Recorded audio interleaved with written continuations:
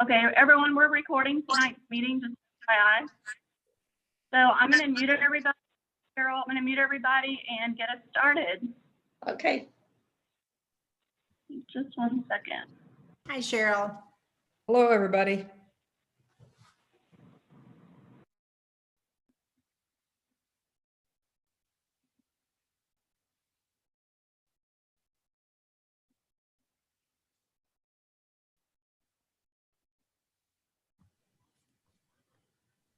Okay, can y'all hear me now?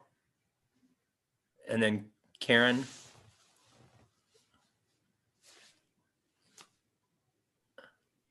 Karen, you're muted. Yeah. I can hear you. Okay, can y'all hear me? There we Yes. go. Thank you. By the way, Jay and Sally have graciously donated tonight's door prize, which will draw at 8:30. It's their 1-year bi-monthly subscription to Texas Gardener, the magazine for Texas gardeners by Texas gardeners, which I think is pretty cool. So to kick us off, please allow me to tell you a little bit more about tonight's speaker. Jay White is the owner and publisher of Texas Gardener magazine. He's an avid gardener growing vegetables, herbs, native and improved flowers, flowering shrubs, fruit trees, native hardwoods on their 2-acre property in Brenham.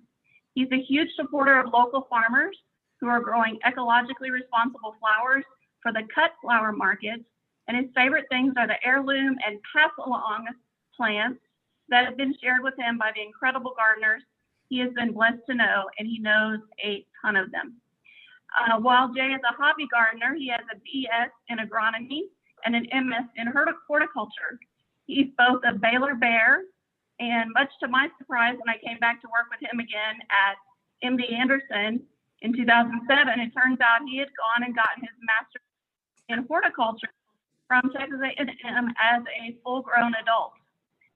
His time in grad school helped him develop a passion for the science of horticulture, which he loves sharing in his entertaining lectures. Jay and his wife, Sally, together have 5 children, and if I'm counting right, 5.2 grandchildren on the way. Keep busy when they're not running the magazine. They both answer the phone for subscriptions, coordinating articles and story ideas, selecting the perfect cover photo, and writing his popular publisher letter in each issue. Just personally, the magazine was a big hit with my own father, who has since gifted a subscription to my Oklahoma brother, who are both avid gardeners and landscapers. Their favorite feature is the activity checklist, which explain in simple terms exactly what to do for your perennials, your annuals, vines, vegetables in real time, just for the 2 months that are in front of you. Jay is also a proud military veteran, thank you, Jay, and a very happy retiree, if you can call it retirement, having just officially retired in December from the IT division, so computers at MD Anderson here in the medical center. But he's very happy to have traded that long commute from Brenham for more time with his family and the magazine, and most of all, his role as Poppy, yes, like the poppy flower, as he is called by their beloved grandchildren. So Jay, Poppy, the floor is all yours. Thanks for all the wisdom you're about to give us. We are so excited to have you join us this evening. Thank you, Karen. You know, I will tell you, Karen and I have worked together for a very long time, and I can honestly say that she is probably the only subscriber that I know. Her daddy is Johnny. So me and Karen's dad, we're buddies. He calls me, I'll call him. So Karen and I, we've worked together a long time, and I know lots of her family, and it's been fun. So I'm happy to be here tonight, ladies. Karen, that was probably the best intro I've ever had. Wow. So thank you very much for that. Like Karen said, my wife and I, Texas Gardener, in case you didn't know, I don't know if any of y'all take our magazine, but this is our 40th year. So Texas Gardener was started in Waco in 1981, and it is one of 4 state-specific gardening magazines left in the United States. I mean, I don't think it's any surprise to anybody. There's the 40th anniversary with our little fruit and vegetable cake on the cover. So we just started our 40th year. So, and the way I think that we have been able to stay in business for 40 years when 46 of the other state specific gardening magazines have gone away is because we are hyper Texas. So everything in our magazine is written by professional Texas horticulturalists for Texans. So it's all about how to grow in, our crazy climate. I mean, just think about what we've got here in Texas. And tonight, I'm going to tell you, ladies, I love to talk. And generally how these things work is I come in with about 200 slides and I get to talk about 15 of them before I run out of time. But y'all had a bunch of questions that Karen forwarded to me. So I cut the presentation part way back tonight, and I'll just talk about some things. And we're going to get into the questions because really, we're hitting, y'all just experienced, just like I did, something that none of us have ever experienced before. I mean, this Snowvid, whatever you wanted to call it, it had a real name. I've been calling it Snowvid. But my father-in-law lives with my wife and I. He's 94 years old. According to what I read or heard on the news, the last time Houston saw single digits, my 94-year-old father-in-law was 3. So according to what we saw, it had been 91 years since we had seen the temperatures that we had seen. And it wreaked havoc. And so I think a bunch of us, I'm going to go through a little presentation and all, but I mean, I know y'all have a lot of questions, and that is, everybody has a lot of questions. So what I'm going to do is I'm going to flip over and get this started. And I got some more questions today, ladies. I got to tell y'all, one of them that I do want to hit on, if I don't hit on this came in at the last minute, but somebody talked about weed and feed, okay? And so I don't know what level of gardeners y'all are. I mean, typically the people that I'm talking to are like master gardeners and people that are garden club ladies and serious gardeners. And I don't think all of y'all are, I don't think gardening is your main pastime when you're at home. So I'd like to give you just some general information as we go through some of the stuff that I like to dispel myths. And somebody sent really a great question. Can I just flip over real quick and see who this came from? Mary. It just says Mary. And it said, please have him address the hidden dangers of weed and feed on your trees. Where's Mary?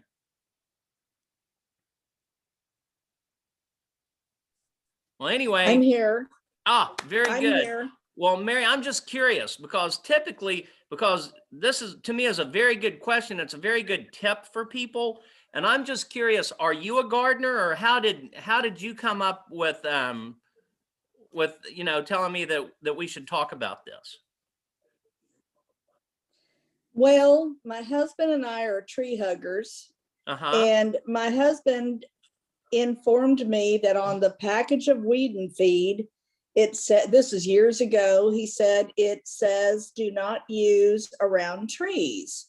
Right. Because it damages trees, especially young trees. And over time, the atrazine is not a good thing. And a friend of mine actually experienced this with a red oak, a Shamardi red oak in San Antonio. Her leaves kept curling up and looking really bad every year. And then she finally found out from her brother, who works at a garden center, to stop using weed and feed. And so when she stopped using the weed and feed, she no longer had the curling leaves from the weed and feed. And she said, all along, all these years, we've been wondering what the hell was wrong with our tree. And it would come out looking good, and then it would get all funky looking. And when she stopped using it, it did so good, and it didn't get those shrivelly leaves, and it didn't seem to go through that stress. So my husband has forbid me to use weed and feed. Well, I'm going to applaud your husband for a couple of reasons. Okay. So number one, there's nothing wrong with being a tree hugger. We're kind of tree huggers here too. Texas Gardener is not 100% organic magazine, but we're about 98.6% organic. So we will never recommend the use of a commercial or an inorganic herbicide or pesticide. Now, we're okay with using commercial fertilizers because, you know, at a chemical level, the plant doesn't know where its nitrogen comes from. It doesn't know if it's from decomposing organisms in the soil. It doesn't know, you know, if it was made from a Hager-Bosch plant in China. It doesn't know. But so we will give recommendations for how much commercial fertilizer to put out and how much organic, but we do not promote the use of herbicides or pesticides at all. But what I really want to point out to you about your weed and feed is what you said. Everything that you said is 100% correct. Atrazine is a very strong pesticide, and it works. What atrazine is trying to do as a pre-emergent is you are trying to interrupt the germination process of seeds. You know, it's supposed to try to kill that first little green thing that pops up out of a seed, but unfortunately it's a very active chemical and it can be taken up in trees and shrubs, and exactly what you talked about, it'll burn and curl the roots. So, but here's the other reason that you should never use weed and feed in Texas. The timing ain't right, okay? So when you are fertilizing your lawn in Texas, we do not fertilize our lawns in Texas until April, until after the second mowing of your grass, okay? So I only recommend people fertilize their lawns twice a year, and that's in April and then probably again in September. That's really all the nitrogen that you need to put out, and there's several reasons for that. Number one is it's going to control pests.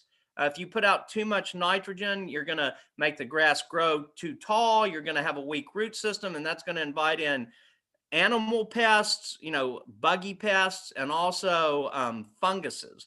So we don't want to put out too much nitrogen. But the problem with weed and feed, so Texas is a very different climate than, say, northern Arkansas or Missouri or things like that. And we have weeds here that actually germinate. So right now, if you go out in your yard, you're going to find a lot of weeds in your yard. You're going to find like dandelion. You're going to find thistle. You're going to find chickweed. You're going to find purslane. You're going to find, I'm drawing a blank, the little bitty purple flowers. Well, anyway, you're going to find a lot of weeds that are out right now. If you were going to put a pre-emergent herbicide, and that's what weed and feed is. Weed and feed is a pre-emergent herbicide that is mixed in with fertilizer. If you're going to put that out and be effective in your yard in Texas, you don't need to put that out any later than the second week in February. Okay, so you can put it out from the second week of January through the second week of February, and that's going to get out there and it's going to be in the soil when those weed seeds start germinating.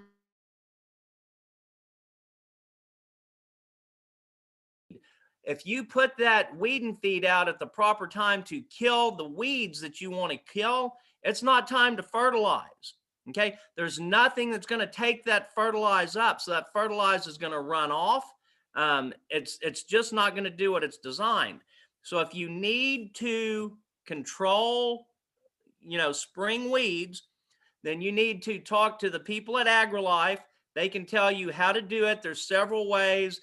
Really, the only organic way is a thing called corn gluten meal, and it can be fairly effective, but you have to put out a lot of it. So the other thing that I'm going to tell you, one of the slides in the presentation that I put together, it's kind of what's the difference between a good gardener and a great gardener. And I'm going to tell you, a great gardener, one of the differences is they know where to get their information. So now I'm selling magazines. I want you to come to me to get the information, but just know that there are a lot of good resources that are available to you for free. And when I say good, you need to look for, when you're looking for horticultural information, you need to look for a .gov or a .edu on the end of their websites. So I'm going to tell you, one of our most popular writers, his name is Skip Richter, and he was the Harris County horticulture agent for years. And he is a brilliant, brilliant horticulturalist. He's an amazing, amazing man. Now he's now moved on. He moved up to College Station. Whoop! because, you know, we're all Aggies and that's where everybody wants to move to. But anyhow, you have an incredible, Harris County has an incredible AgriLife program, and they have an incredible master gardener group. And all you have to do is call those folks or Google up Harris County AgriLife Horticulture, Harris County Master Gardeners, and they will have databases and things like that that are going to give you great information. And the reason I tell you this is how many of y'all look at Instagram and Facebook and all of that and get your gardening information from Instagram and Facebook? Well, I'm going to tell you there's a whole bunch of junk out there. Okay, everybody can claim they're an expert. You know, it doesn't matter. You can claim to be an expert no matter what. And one of my favorite things to tell y'all how this is junk is, who remembers seeing several years ago on all the social media stuff, the thing about the male and female bell peppers? Does anybody remember this? So I've seen this. I've seen chefs talk about this on television programs where they'll say 3-lobed bell peppers are male bell peppers and they're better for cooking, and 4-lobed bell peppers are female and they're better for eating raw or whatever. Well, let me tell you, I like to ask questions, but when you're on a Zoom meeting, it's hard. I can't tell you to raise your hand and me call on you, but just let me tell you, there's no such thing as a male or female fruit or vegetable. Boom. Okay. It just doesn't exist. Okay. So what makes something male or female? Sex organs, right? So it's the same with humans. It's the same as bugs. It's the same with plants. That's what makes something male or female. All a fruit is a mature ovary, basically, that's holding fertilized embryos that are going to grow into the plants that will then become either male or female, or most plants have male and female in their same structures. So that's what I'm telling you. Don't fall for that stuff, okay? You can't cut another one. I had a young girl write me the other day and said, I saw on the internet where I took my onion tops and I stuck my onion tops in water and it started rooting, and I planted them and I'm not getting any onion bulbs. Well, you know, that was on some Instagram hack. Well, she'll never get an onion bulb. The reason she'll never get an onion bulb is because all bulbs grow from a thing called a basal plate. It doesn't matter if you're a piece of garlic, doesn't matter if you're an onion, it doesn't matter if you're a leek, doesn't matter if you're a tulip or a daffodil. If you're a bulb, you grow from a basal plate. If you cut that off, there's nothing to generate another plant. So I'm telling you this because look for good, reliable information. And typically in Texas, you always want to Google up AgriLife, AgriLife. They are the gods.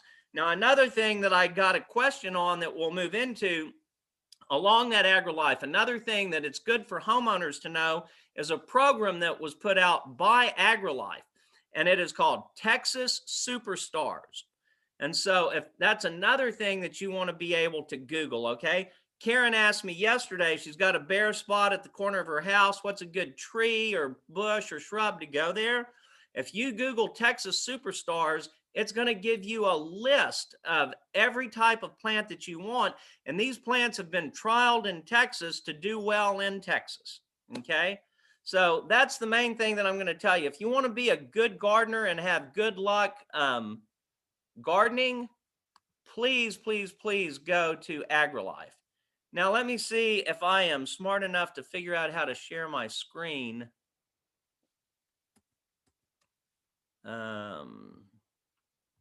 Okay, here we go. Share screen. Oh, it says, Karen, it says you've disabled it. Can you allow me to share my screen? Marty, you're going to have to make Jay host. Oh, okay.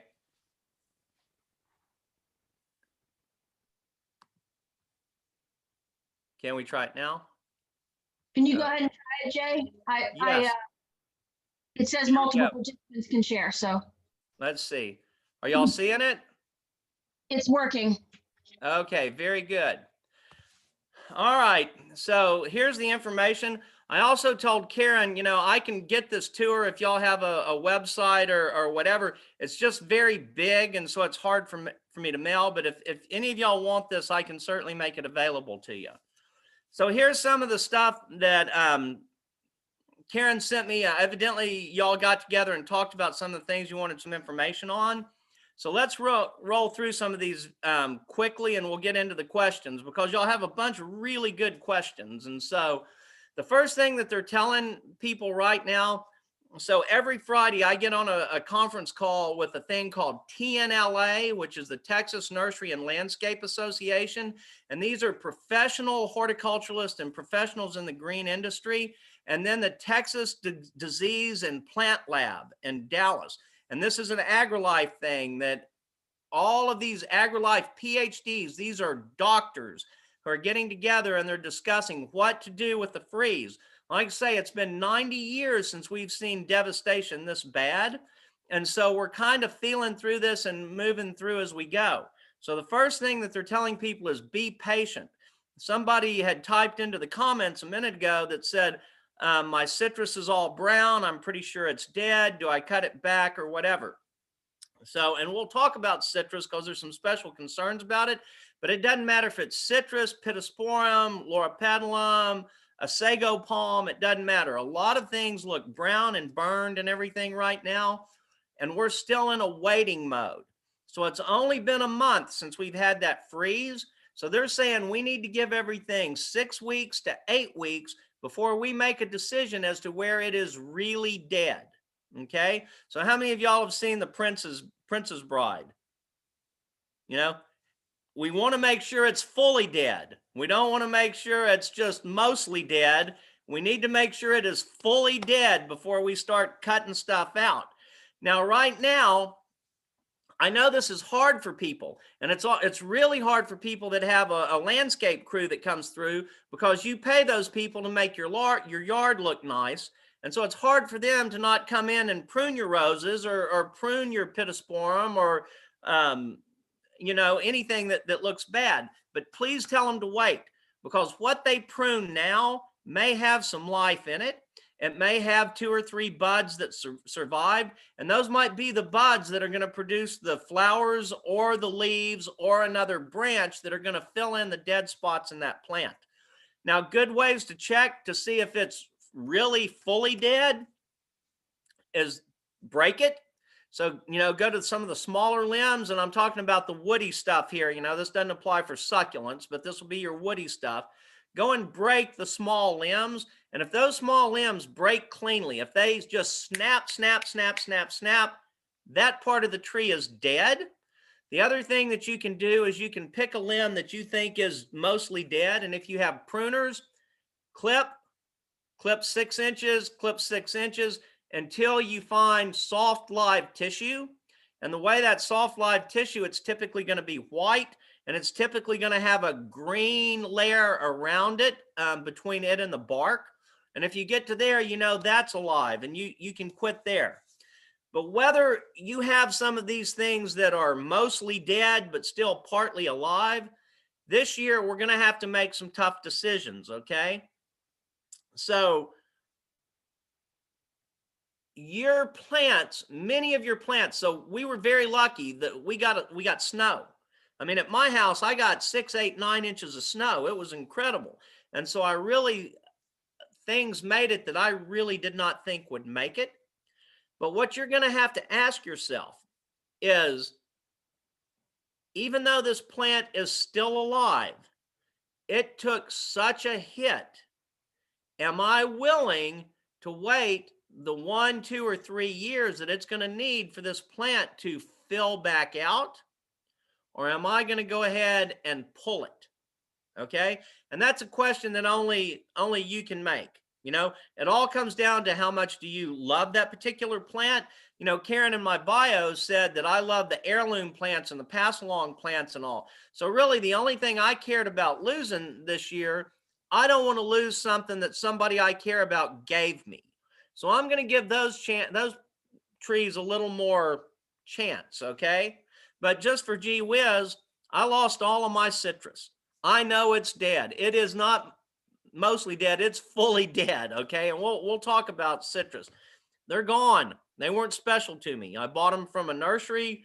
And it's really funny. I bought a series of citrus plants last year, and they were called the Arctic line because they were supposed to be super cold hardy, and they're the deadest thing on my property. So anyway, so my citrus trees are all going and getting replaced, okay? If you are going to prune minimally and carefully, because like I say, you just want to make sure that you're not removing any budwood. So that's the thing that we want to do. Now on fertilize, I've heard lots of people say you need to super fertilize this year. Okay, let me tell you, my opinion is super fertilize is always a bad idea.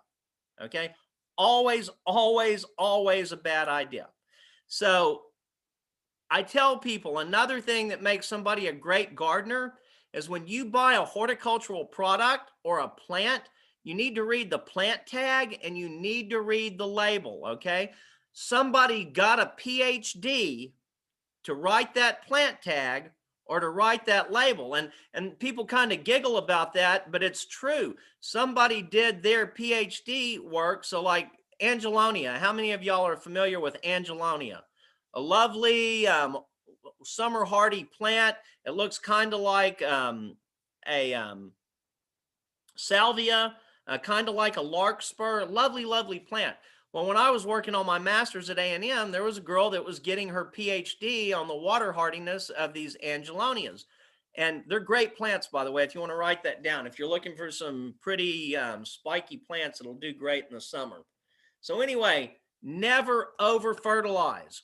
When you over-fertilize, I'm going to tell you, there's two things you should never overdo. Because I don't really like to talk about herbicides and pesticides. You should certainly never overspray those, okay?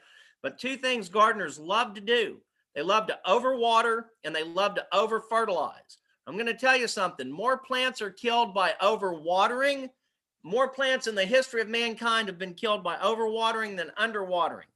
You can pull back a plant that has been underwatered, okay? If it's getting droopy and looking bad, you can give it a drink and bring it back. But if you have overwatered a plant, it comes to a point where it will never come back. You have drowned it, just like you drowned a person, okay? So never overwater and never over-fertilize, okay? How many people have heard about like the pink bloom and the red tides and all of that comes in at Galveston and things like that? It comes in on the Louisiana coast. You know what causes that? Over-fertilization. Now, it's generally not the homeowner over-fertilizing, it's commercial agriculture that's over-fertilizing. But if you put that much nitrogen into a place that has microorganisms, it just causes them to explode. That's going to be the same thing in your yard. And it's also going to cause the plants to grow rapidly. And things that grow rapidly are generally not healthy. Okay, so I'm going to say keep to your standard fertilize routine. Do not super fertilize this year, okay? If you want to baby something, if you don't want to count on your broadcast lawn fertilization that you put out, if you want to baby something, then I'm going to recommend that you get a liquid product. I use a product, it's a Texas product. It's by a company down in Corpus named Medina is the name of the company. And they have all of these organic liquid fertilizers. And you mix a tablespoon in with a gallon of water. So even though a gallon of it costs you, 30 or 40 bucks, you're mixing it up a tablespoon at a time. These liquid fertilize formulations and like Osmocote, you can get all of these things. You can get Osmocote, Miracle Grow. I'm not anti-commercial fertilizer, but these liquid fertilizers are in a form that is very easy for the plant to take up. So if you want to baby something a little more than normal, so like you want to, give your trees or your shrubs a little extra, then try these liquids, okay? But these liquids need to be sprayed on the ground. That's how you apply these. You don't do a foliar application on these, especially this year because you don't have much foliage. So you're going to be watering the roots with these liquid fertilizers. That's what I'm going to do. Now, the other thing that I'm going to do is I'm going to mulch. Mulch. I'm going to tell you in a minute. To me, the two things that separate good gardeners from great gardeners are two things that they put in their garden. Number one is their shadow. Okay, if you want to have a great garden, get out in your garden. Okay, be out there and work and let the garden see your shadow. But the second thing that you can do is mulch, mulch, mulch, mulch, mulch, mulch. And when I say mulch, we're going to talk about organic mulches. Okay, I am not a fan. Whoop.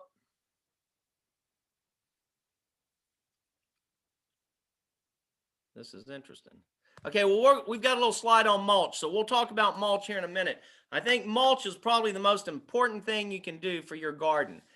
So Karen and I both were IT nerds, and we were even like the special weird kind that worked for finance, and so we really like stats and all of that. And she said that y'all might be interested in some of these stats. Like I said, this is a once in 100-year freeze, basically. These were just some numbers that they've quickly put together. I couldn't even find horticultural losses, okay?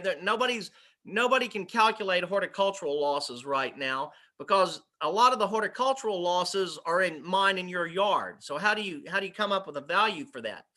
But citrus, if y'all are interested, I can send Karen a link. There's a little 4-minute video that was put out by Texas Farm Bureau. Excellent, excellent, excellent video. They're estimating the Texas citrus crop loss at $230 million, okay? And the reason that they've estimated it at $230 million is that so you have varieties of plants that are set to ripen at certain times. Only one picking of the oranges had actually happened. So the other two later season oranges were still on the tree. Much of the grapefruit was still on the tree. So citrus, just FYI, citrus on the tree, if it gets 28 degrees, it will freeze the fruit. It will freeze the pulp in the fruit. Once that pulp freezes, it's basically useless as an edible product. You might get some juice out of it, but if that juice sets for 24 hours, 36 hours, it starts going rancid. So they lost all of these oranges and grapefruit. So 28 degrees will damage the fruit. 24 degrees will damage the trees. It will, unless they're mature trees, at 24 degrees and below, you're going to start losing trees, okay? Here's another bad thing about citrus. While they're picking the citrus right now, or they should be picking it, there's none to pick. While they should be picking the citrus right now, the citrus for next year, the little tiny orange plants and the little tiny oranges and the little tiny grapefruits, they were already on those trees. So this is not going to be a 1-year loss on citrus. This is going to be a 2-year loss on citrus. So they've lost 2 full years of crop, and they've lost up to as many as 50% of their trees. So horrible, horrible hit to citrus in the valley. Livestock, $225 million worth of livestock losses. Those are animals freezing to death, folks. Is that not crazy? That many chickens, cows, sheep, goats, pigs froze to death, okay? Vegetables, they say at least $150 million. So very, very expensive, bad freeze. All right, so let's go in here and let's talk about what great gardeners know. If you want to be a great gardener, I'm going to save you 10 years of hard work just here on a couple of slides, all right? So number one I put on here, compost happens. Absolutely the best thing that you can do for your garden is to use compost and use it with abandon. You cannot put too much compost out there. If somebody tells you that, oh, you can't, that compost was so hot it burnt my plants, they're lying, okay? The highest nitrogen content of any compost is less than 5%. You can buy fertilizer all day long that's much higher than nitrogen in that, and it will burn your plants. Compost never will. Okay, and then I also have a little pop quiz question here. Who can tell me the difference between mulch and compost?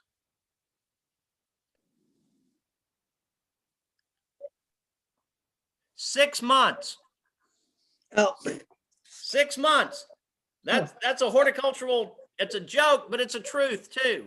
So all compost is natural organic material from plant life. When you stack it up and you mix it up and you have greens and browns and you turn it and everything, that's when mulch turns into compost. So if you want to get mulch and mulch your flower beds with like hardwood mulch or pine needles or whatever, that is awesome. Do it, because you need to recharge your mulch twice a year. So let's say you went in and you put 4 inches of mulch down. Anybody want to guess why you need to put 4 to 6 inches of mulch down? What? Yes, Why? to keep in moisture and eliminate weeds. Ding, ding, ding, ding, ding. Yes, ma'am. That is 100% correct. So I tell people horticulture is not hard, okay? Everybody thinks it's hard and it's a secret thing. It's not. There are certain rules, but I'm going to tell you that plants need the same thing to live that you do.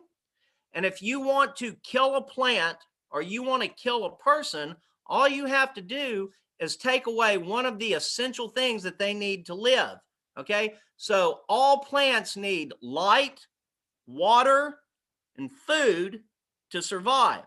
So if you put down 4 to 6 inches of mulch, you are going to block the sunlight that they need to do what? Big biology word. Photosynthesize. Remember that? So if you've got 4 to 6 inches of mulch down, that little plant, when it pops up out of the ground, it's never going to make the chlorophyll inside it because it's never going to see the sun. And so it will die before it gets through that 6 inches of mulch. So now, do you just put down 6 inches of mulch and forget it? No, No, because in 6 months, that 6 inches of mulch is only going to be about 1 inch to 1/2 of an inch thick, because part of it's going to blow away, part of it's going to wash away.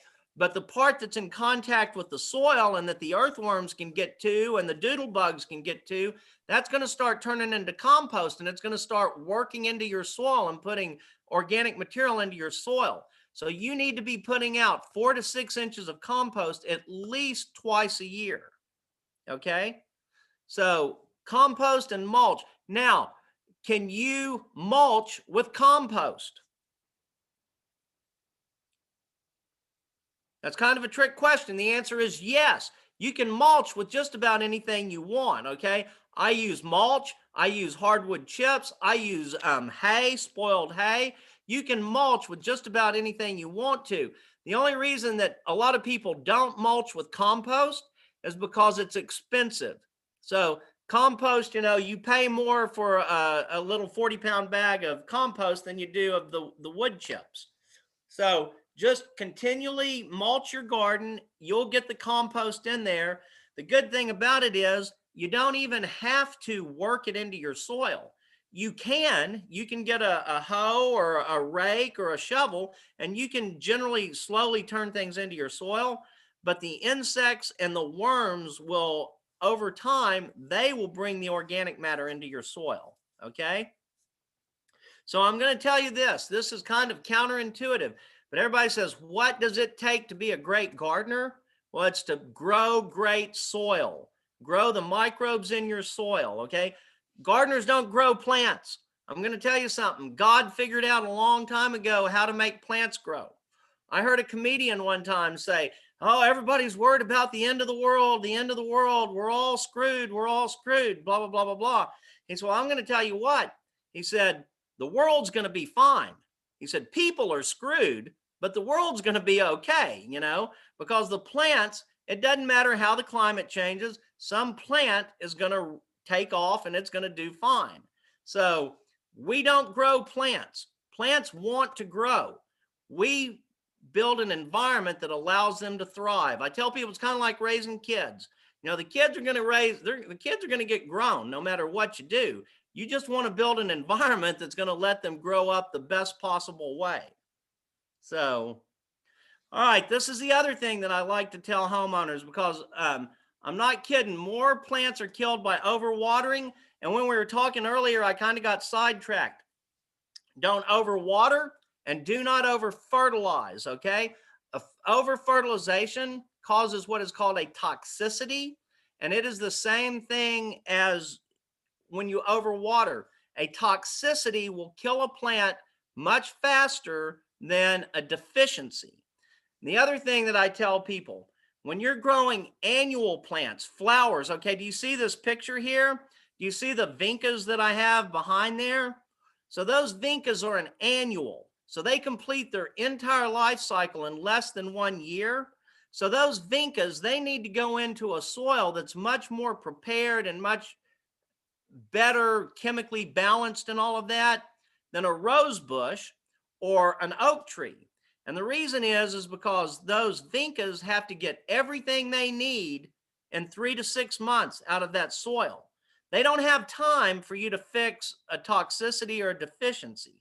So that's why you're growing good, healthy soil in your flower beds. Now, your trees and your shrubs and things like that, you can start noticing some problems with them. But since they live kind of forever, you actually have time to work with them. You know, you can improve the soil, you can improve your nutrients and all for your perennials. So do not over fertilize and do not over water. And now on the watering your trees, this is another thing that I like to tell homeowners, because I don't think a lot of people do it right. Somebody want to guess? I don't know how to, I got to adapt my style to a Zoom meeting. Okay, true or false?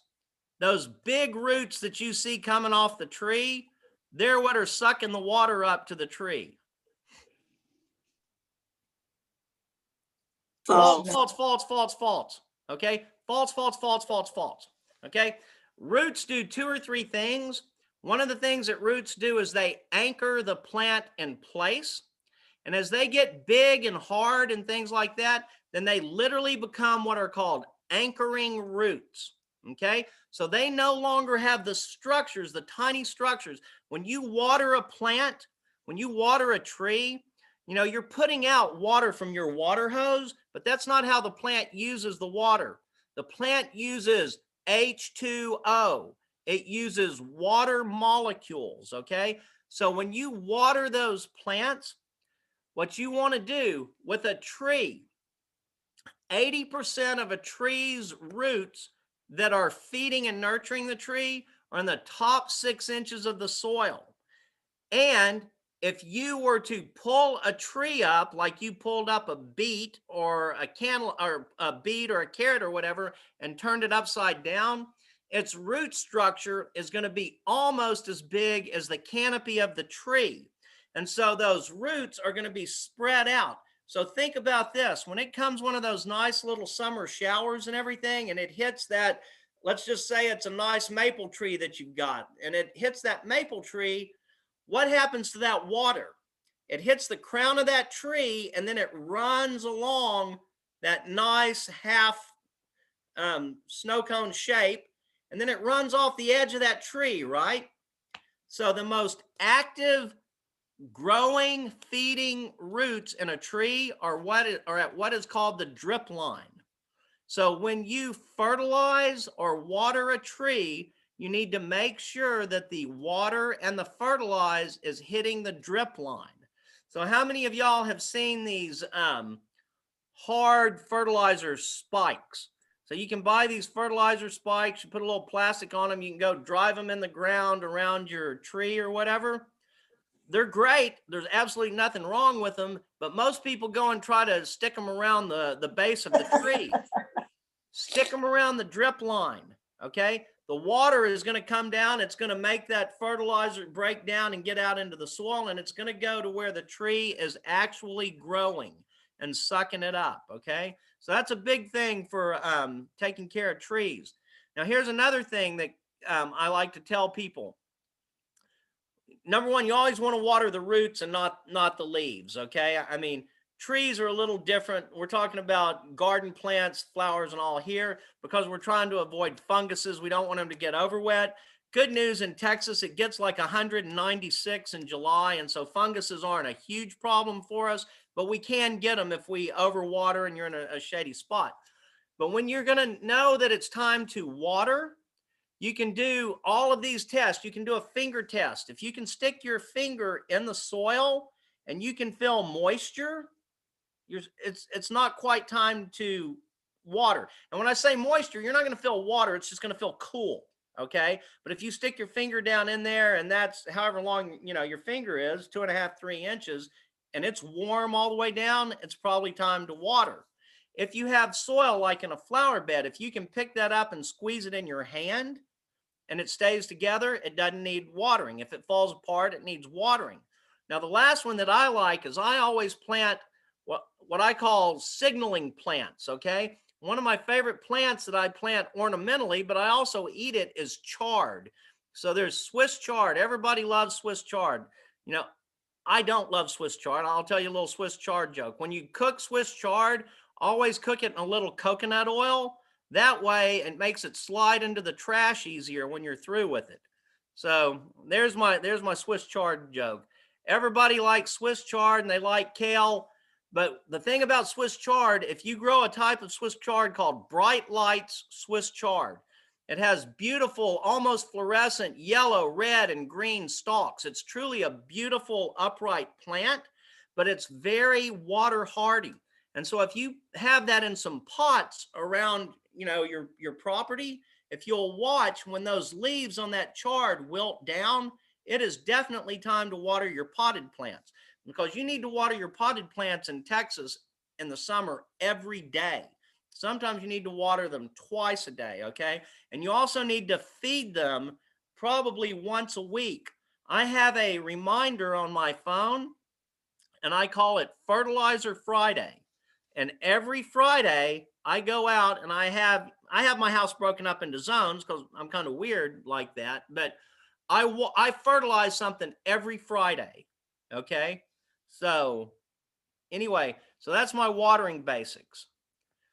Okay, somebody said, let's talk about freeze hardy. Real quick. Yes, ma'am. Jay, do we need a quick bio break? Yeah, what time is it? I don't even know. I'm yakking.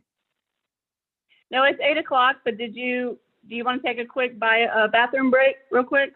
I'm good. We can push on. Okay, carry on. Okay. All right, so let me tell you what happened with these plants. So we'll get to the questions and all, but have y'all driven around and have you looked at what has made it and what has not made it? And it's very interesting to me.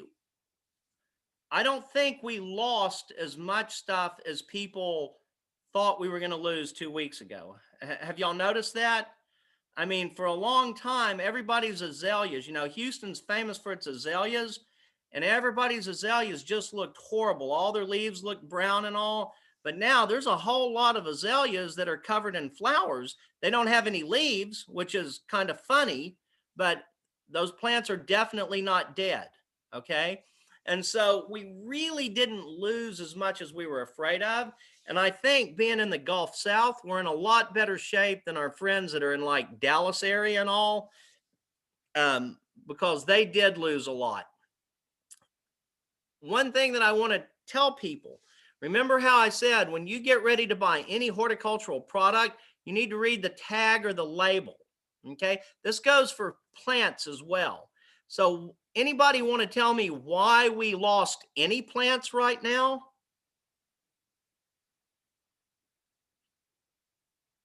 Okay, so the reason that we lost any plants right now is because as humans, we like variety and we like pretty and all of that. Okay, guess what we did not lose in this freeze? We didn't lose very many native plants. Okay, and so I personally am a big proponent of native plants, but the problem that you have with native plants, you have to be specific about what you're talking about. One of my true losses is a native plant, and it was some great old big agaves that I had. And the reason is because those agaves come from a place that's more warm historically than the Gulf South, okay? So they had not seen 5-degree temperature in their genetics. But all of these plants go back to their genetics. So like with your azaleas, you have 2 or 3 different kind of azaleas. Some of the azaleas almost all azaleas come from China and Japan. All right. A lot of the Japanese azaleas have made it. They've been fine. Okay. Because they came from northern parts of Japan and northern parts of China. But the azaleas whose genetics went back to the southern part of those countries, those are going to be the azaleas that people lose. Okay. And so that's going to be the same thing when we get down to the palms and things like that. We're going to lose things whose genetics did not predispose them for the extreme temperatures that we had. Okay. So Jay? yes, ma'am. On the azaleas, what did you tell me that there's like a name for the northern versus the southern, so we can like ask about it at the nursery? So you put me on the spot. I'll have to look at it's like the Tabor. There's 2 or 3 times. There's like the Tabor azaleas. I think they're going to be fine. I'll get that to you. I'll send that to you. But the nurseries after this month, the nurseries are going to know. Okay, because it's already coming into them what they've, what has survived and what has not survived. So, and another one that's been very interesting. Have y'all heard of the Encore azalea? So like true azalea collectors, they turn up their nose at the Encore, and it's kind of like the knockout roses. The people that love the antique roses, they don't like the knockouts. Well, I have knockout roses, and I didn't lose a single knockout rose. And I think that the Encore roses have done okay too. I mean, the Encore azaleas have done okay, and it's because they were bred, and they've been bred for a long time in our environment. So they don't have a single source genetics. They have more of a mixed genetic base, which has allowed them to thrive. Okay. So anyway, I personally like native plants. And if you never want to lose another plant again in your life, then go out and start replacing some of the stuff that died with natives. And we can talk about later some of the good natives or whatever. But the problem with natives is you will not find anything in Texas like an azalea. You'll not find anything in Texas like a crepe myrtle. And so you just have to realize that too, that sometimes we will take a chance. If you will look at that plant tag and you buy a crepe myrtle will tell you that this plant will grow from zone, let's say 9 to 7 or 9 to 6. Well, the temperatures that we got this year were things that you would see in a zone 3, 4, or 5. So if you have plants that your plant tag when you bought it said that it was only good to a 7, then just know that there's nothing really you can do to protect a plant like that. So this is where those hard choices come in. If you never want to lose another plant again, join the Native Plant Society of Texas, and they will help you find good replacements. But if you want to have, the things like the azaleas and the crepe myrtles, the things that are really pretty and all of that, then just know that you can lose them in extreme heat or extreme cold, which we just saw. Well, okay. So that was all of my prepared slides.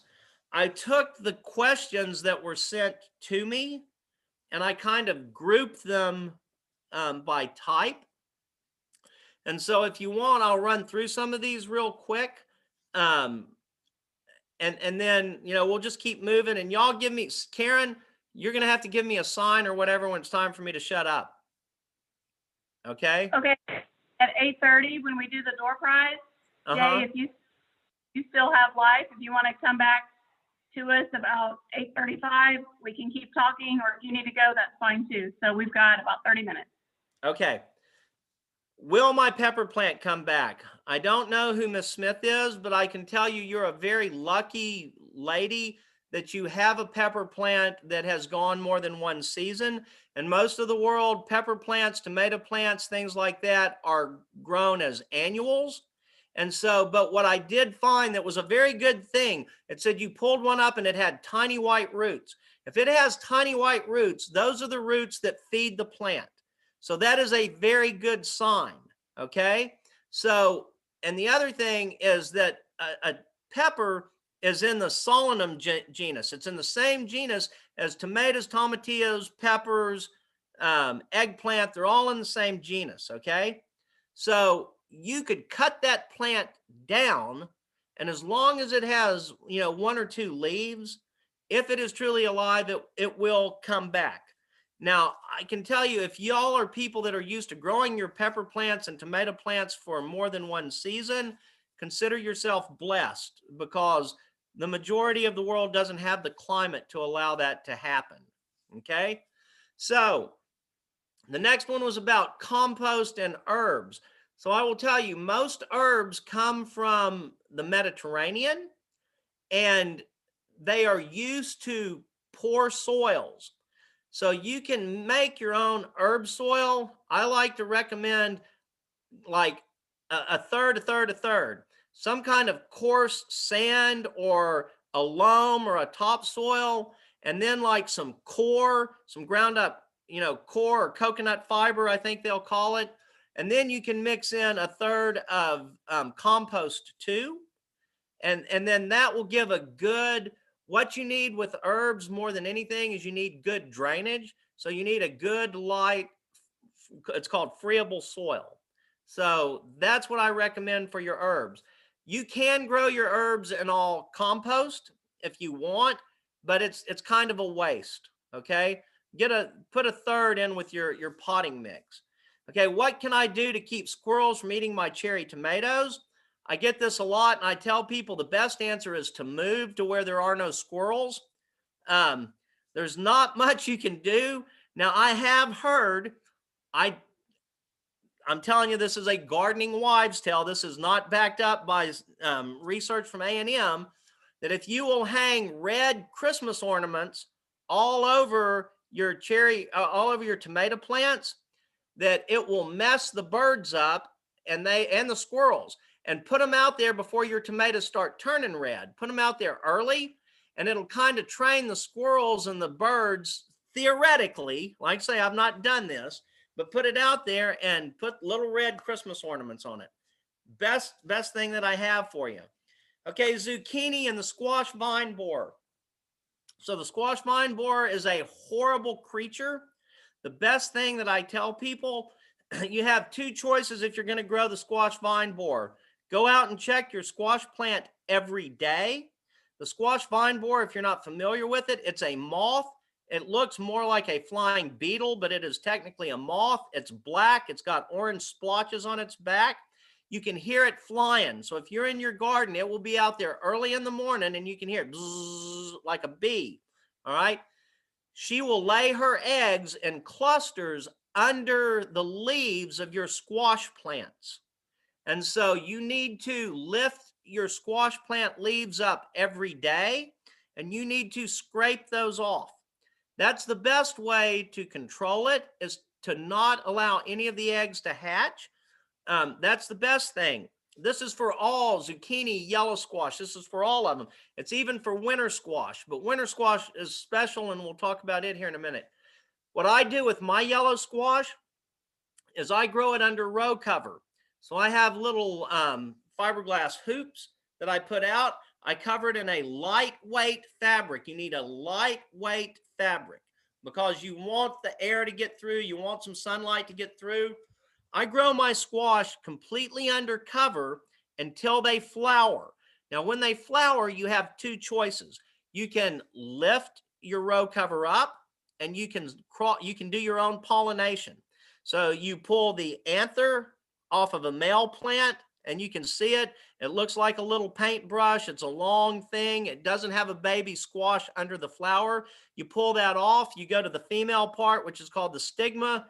You rub the anther on the stigma, and you just fertilized that flower, and that should turn into a squash. And then you pull your row cover back down when you fertilized all the female flowers on there, okay? So you can do that.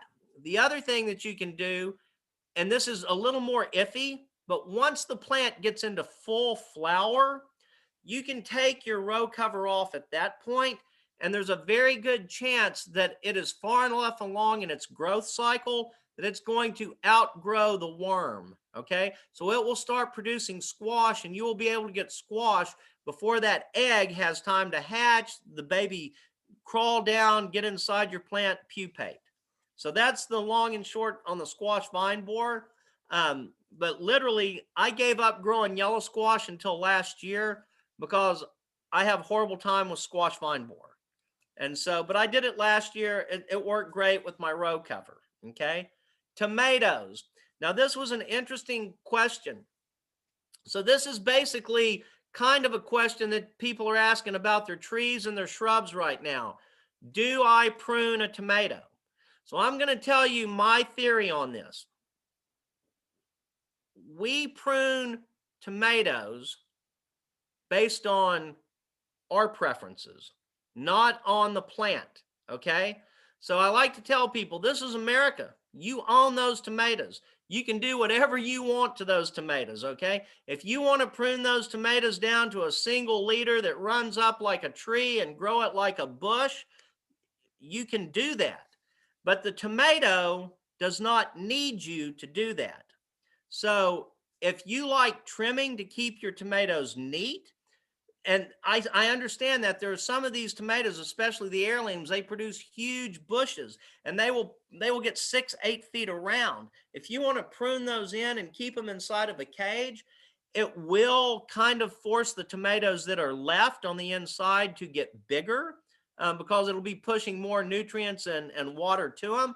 But even then, you have to be careful with your watering, because tomatoes have a bad habit of splitting if you give them too much moisture at the wrong time. Okay.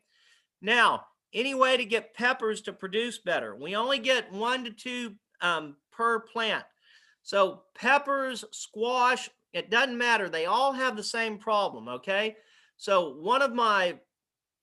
there's a guy in Texas, he's a famous horticulturist. His name's Jerry Parsons, and he's quite a character.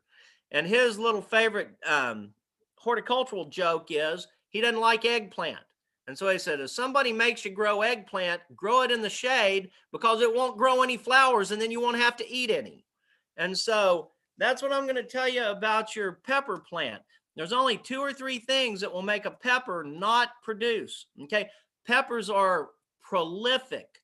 Tomatoes are eggplant, that whole family are prolific. So if they are not producing, that's only 2 or 3 things that can be happening. They're not getting enough sun.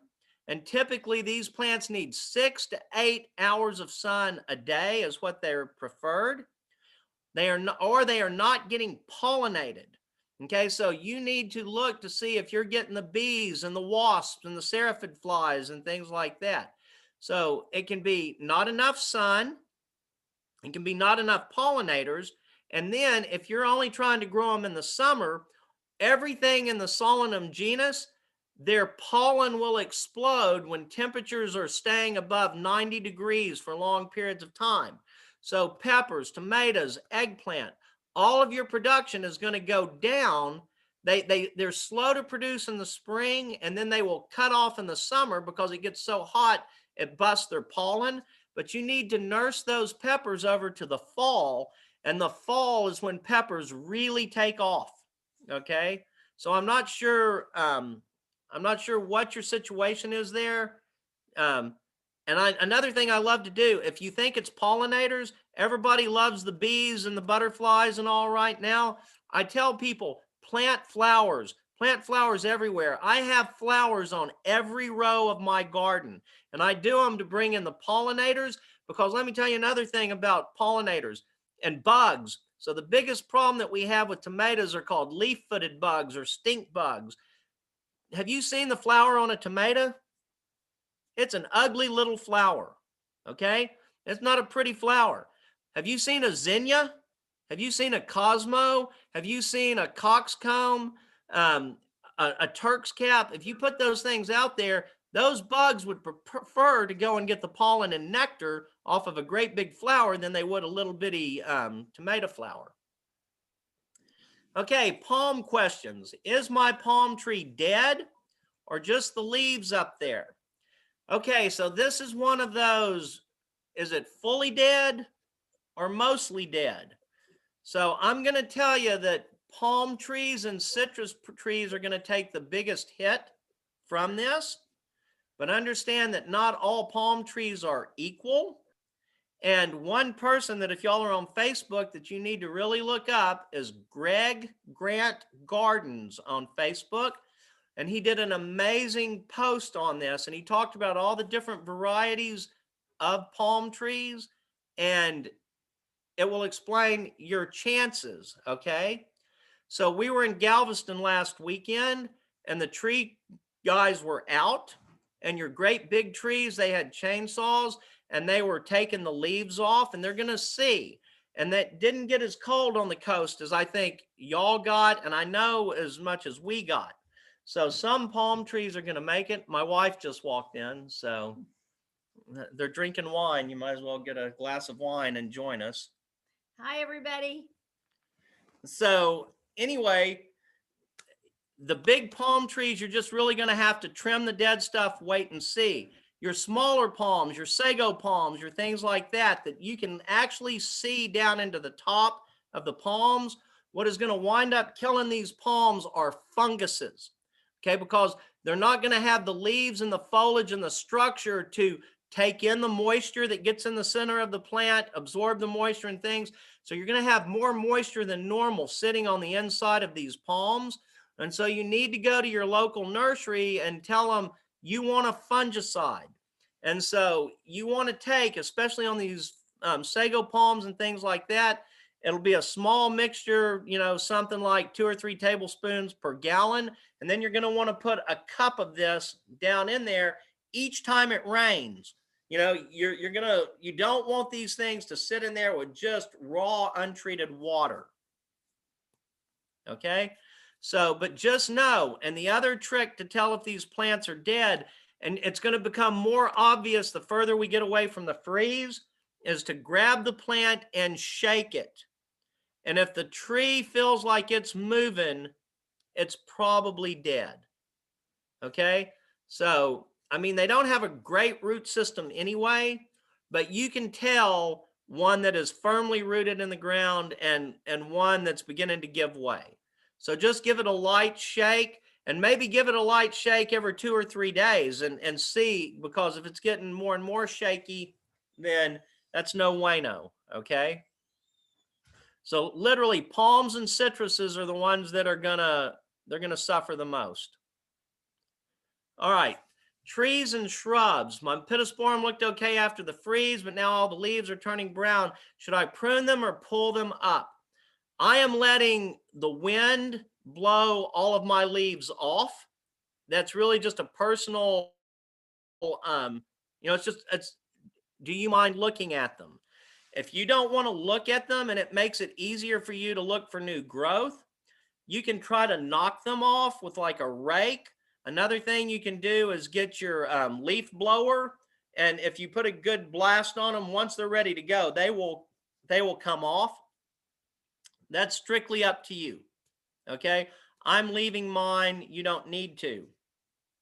I'd like to buy some good perennials that will be freeze hardy and colorful.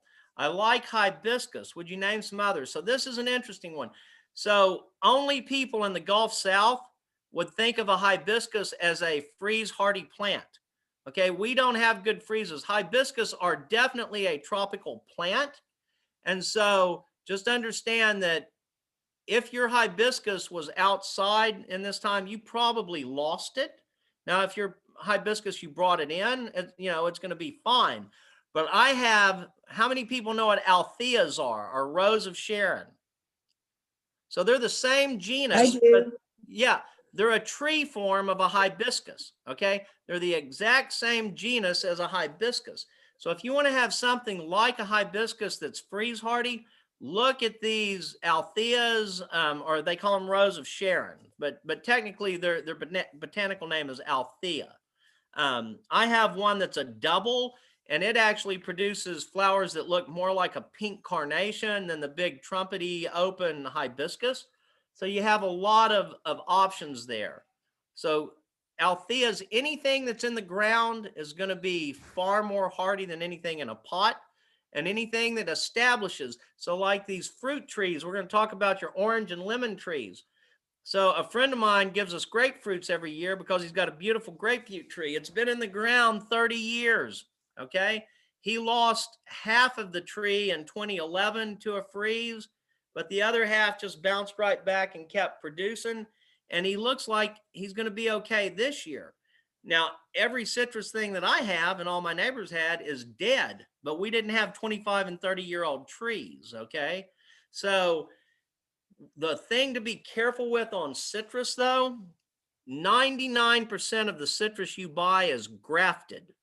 And so the tree might have lived at the roots, but citrus plants, almost all of them are grafted, or a large part of them, not almost all of them, a large part of them are grafted onto a thing called mock orange. So it is in the citrus family, but it doesn't produce edible fruit, and it produces giant, ugly thorns. And so you may think that your citrus is coming back from the roots, but you need to check, because if it's thorny and if the leaves smell really good and citrusy and all, then it's mock orange. And so you've lost that plant. Now, we've had people who have lost mature citrus. Now, if you can find the point above the graft union, and the graft union is just generally going to be a few inches above the soil line, it's going to be kind of spread out or whatever, a bigger place, and you'll say, oh, that's where they grafted the two plants together. As a last ditch, I'm telling people, let your citrus go 2 months before you do anything, 2-3 months. But as a last ditch effort, you can cut those citrus trees off above the graft, and sometimes they will sucker and come back. But if that citrus tree was 15 years old and you cut the top of it off and it does sucker and come back, realize it's going to be 2 or 3 years before it produces citrus, and it's going to take 5 or 6 or 10 years to come back. So, but unfortunately, we've all lost some citrus. I mean, that's just the way. All right, so here's something else that I like. So Karen did this for me. This is a Karen question. She used to like it when I'd talk about this. So one thing I like is I like potted plants. And in Texas, you know, potted plants can be a challenge because we have to water them so much because it gets so hot here, and we have to feed them a lot. But if you want to be successful with potted plants, you need to get big pots. The bigger the pot, the more luck you're going to have. And if you want to make an attractive arrangement, and this is the same if you're making a potted plant on your front porch, or if you're making a flower arrangement out of the cut flowers that you grow in your garden, you want to go for a concept of what's called thriller, filler, and spiller. Okay, so you want something in the center that's going to be tall and eye-catching. And so it can be something structural. So I've seen they have this big container around. How many people know Green Hall? You know, my son owns a bar 2 doors down from Green Hall. And so I see Green Hall a lot. And they have some lovely containers planted around it. And they have prickly pear cactus as their thriller. So they have great big prickly pear in the middle. And then they'll have bulbines around the prickly pear, which are, you know, the cactus are big and round and structural. The bulbines kind of grow up as like a grass-like texture around it. And then they'll have something that spills over the edge, like maybe a petunia or something like, and the best petunias for our area, gee whiz, Laura Bush petunias. And I'm not making that up because I love W and Laura Bush, but it was an A&M developed petunia, does great in the Gulf South, lovely purple petunia. So a thriller, filler, and spiller. Some great things for us that we can have as thrillers. Use grasses. And if you like herbs, you can do lemongrass. So if you like to, you know, cook Thai food, Asian food, get 2 big lemongrasses, put them in the middle of your plant, and then around the outside, you can put something to soften it, like the portulaca or something that's going to, you know, produce some flowers, going to spill over, maybe the angelonia that we talked about, pentas. Okay, pentas are an incredibly heat-hardy plant for pots. So there you go. There's some ideas for your thriller, filler, and spiller. Does your soil need to be replenished? Yes, yes, yes, yes, yes. So just so you know, if you do a soil test in Texas, I really don't care where you're at, you're going to find out pretty much the same thing, is that you're low in nitrogen and you're high in phosphorus and potassium. So nitrogen, the nitrogen that plants take up is actually a gaseous form. And so heat makes it leach from the soil. Plants take it up. Rain can wash it out. So you can almost never put too much nitrogen on your plants. And when I say that, I mean organic nitrogen. So if you're putting compost out and you're putting the organic foliar sprays and soil drenches, like I told you, you cannot put out too much nitrogen. You know, on the organic stuff, I'm talking about compost tea, any of the products from Medina that's called Hosta Grow, okay? Those kind of things. But you can put out too much commercial fertilizer. So be sparing with that. But yes, your soil needs to be replenished in Texas twice a year at a minimum. And the other thing about organics that people don't realize, organics are the original slow release fertilizers. So if you want your spring garden, whether it's a vegetable garden, flower bed, or whatever, if you want it to have optimum nutrients available to your flowers in April, when they start going into flower, you needed to put that compost in January or February. Okay? So it takes a while. Just gee whiz, there's really not much in compost that the plants can use. What happens is the compost is organic material that you put in the soil, and it feeds microbes and bugs and things like that that eat that, and then they pass it in their urea and their urine, and then when they die, their bodies break down, and that's where the nitrogen, the phosphorus, and potassium comes from in compost. It's not the compost itself that's feeding it. It's the end result of the microbes and the soil biology breaking that down. Okay, which plants can we cut back? I'm not sure what that question is, but I will tell you what I think this might be related to. If you decide that your rose or your Indian hawthorn or your pittosporum or your loropetalum, if you believe you want to save it and you see green coming back from there, then be aggressive. Cut it back. Okay, cut it back. Photinias, red tip photinias. I hate them, but a lot of people have them. They're really, disease magnets or whatever, but you can cut those photinias to the ground right now. And by the end of this summer, you'll have a lovely hedge. Now, your Indian hawthorns, your pittosporums, your loropetalums, they're not going to bounce back as quickly. And that's when you're going to have to answer those hard questions. Do you want to nourish and bring this plant back from the roots for 2 or 3 years? Or do you just want to suck it up and go to your local nursery and buy 6 more and put out there? So that's where we are on that. And that's all I have on those. Now, it's 8:28, I can log off, or we can bio break, or it's whatever you ladies need.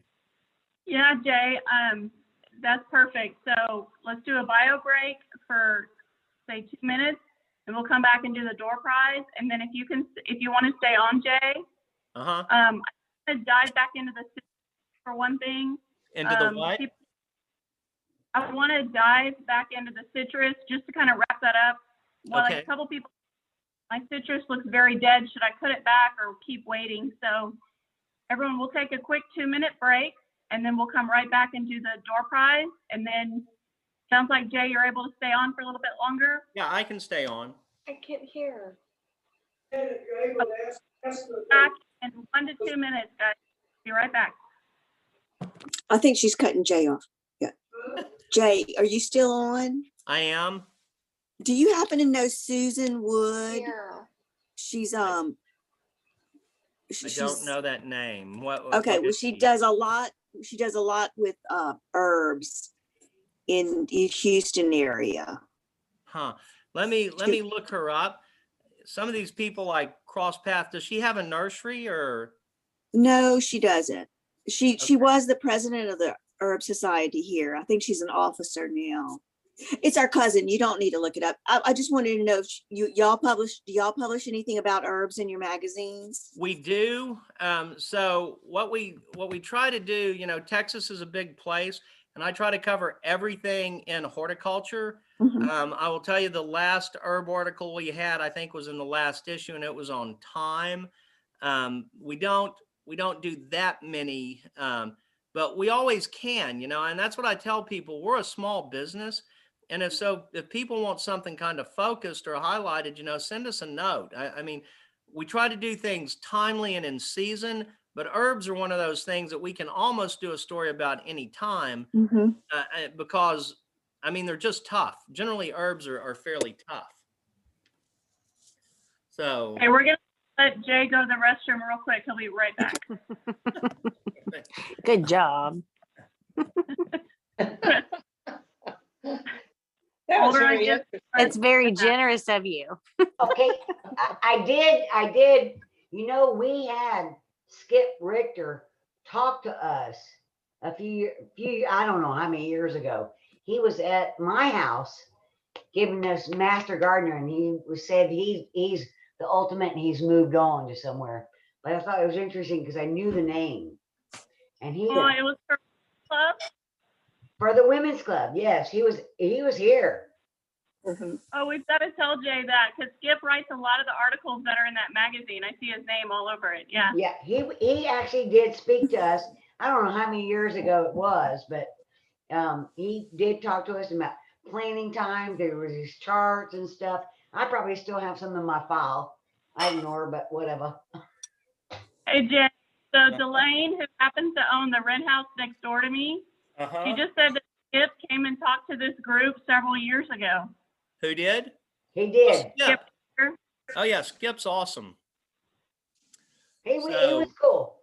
Yeah, and so that's why I mean, I'm really proud of our writers, and Skip is awesome. He does. Karen mentioned that activity checklist that basically tells you what you need to be doing in your garden right now. I have it. Yeah, and Skip does that. Yeah, I have all those lists and his graphs and when to plant this, when to do this, and whatever. Yeah. I still have copies of it somewhere. Well, and you know, it changes every issue. We try to, there's really about 1 billion gardening tasks that you can do. And so, you know, it's always changing.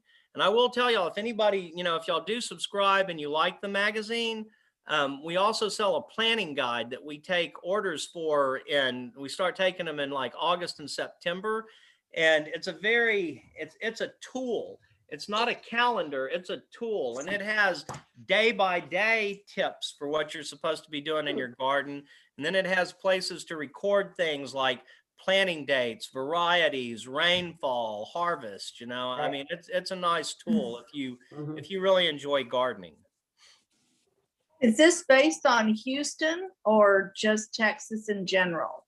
So my magazine is technically Texas wide, and we try to cover stuff from all over Texas. Unfortunately, all of our writers are clustered in the Houston, East Texas, Austin area. So Central Texas that's good. and the Gulf South, they get a very, very good covering. And we have some people that write in the Dallas area as well, but most of our writers are Austin, Houston, and East Texas. So right now. So one thing, we'll get to the door prize just in 1 second.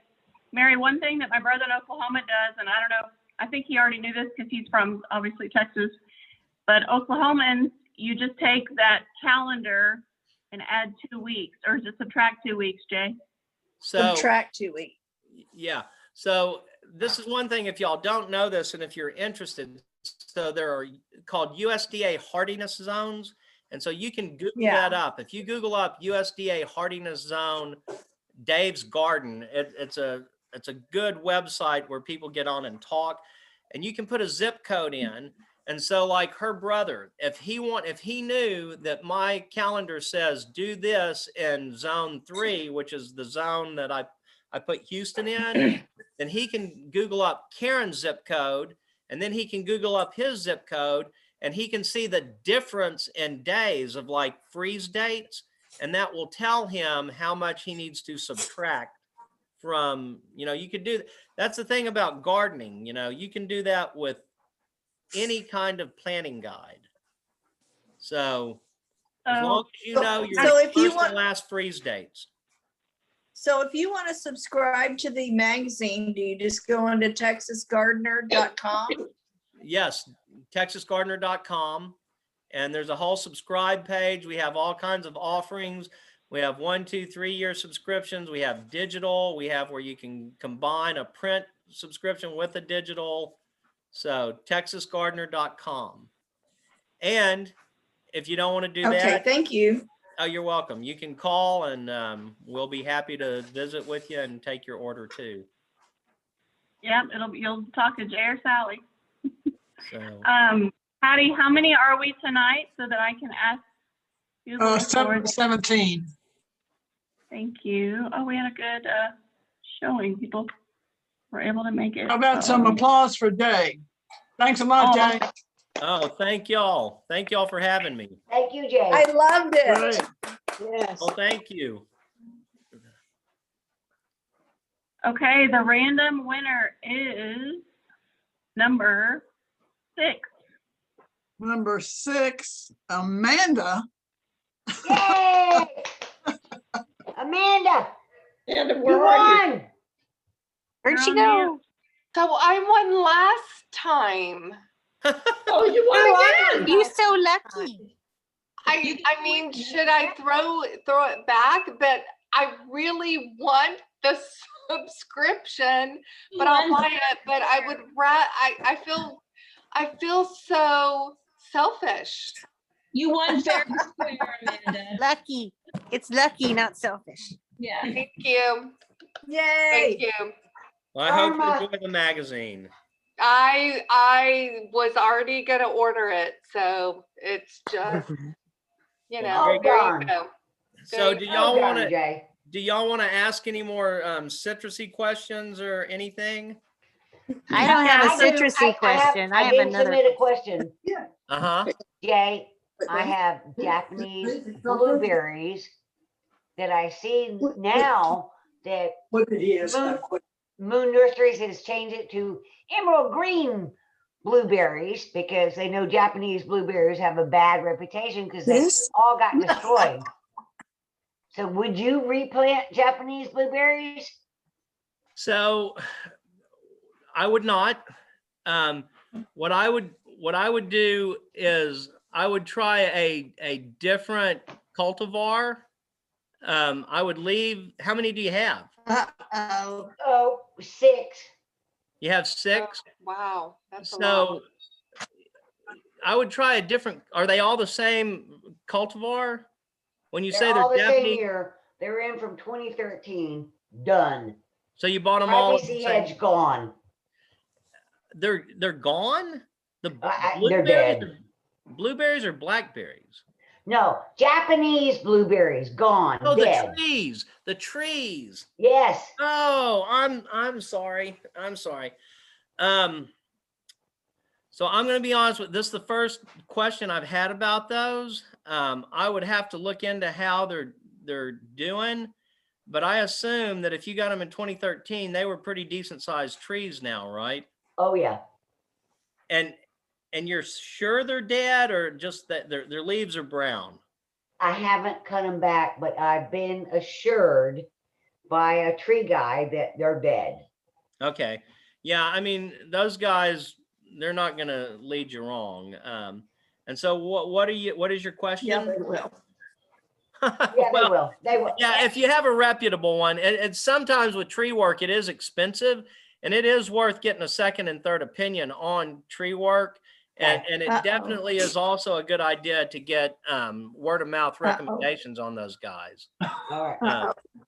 So, but if they're reputable, so anyway, Delane, what is your question? Do you want to, you're saying what should you replace them with, or? Yeah, because I mean they died and they were in the ground since 2013. Right.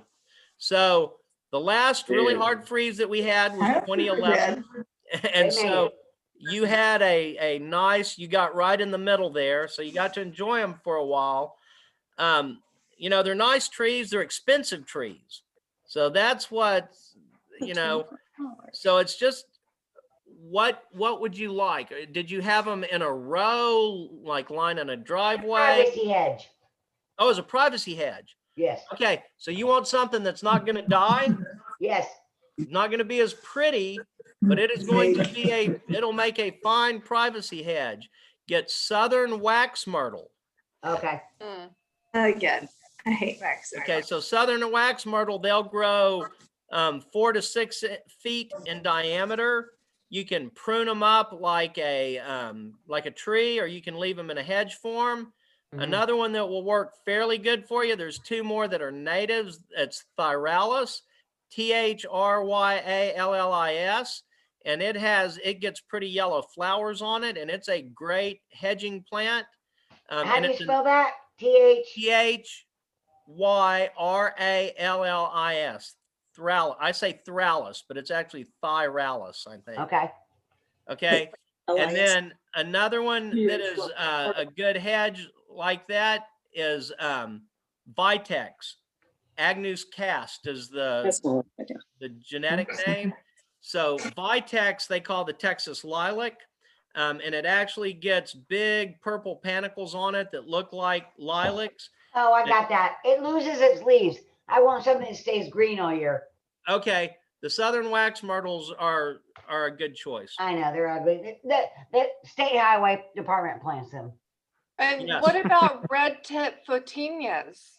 Okay, so red tip photinias, there's nothing wrong with the shrub itself. You just have to be aware that when you plant them, that they are highly susceptible to a fungus.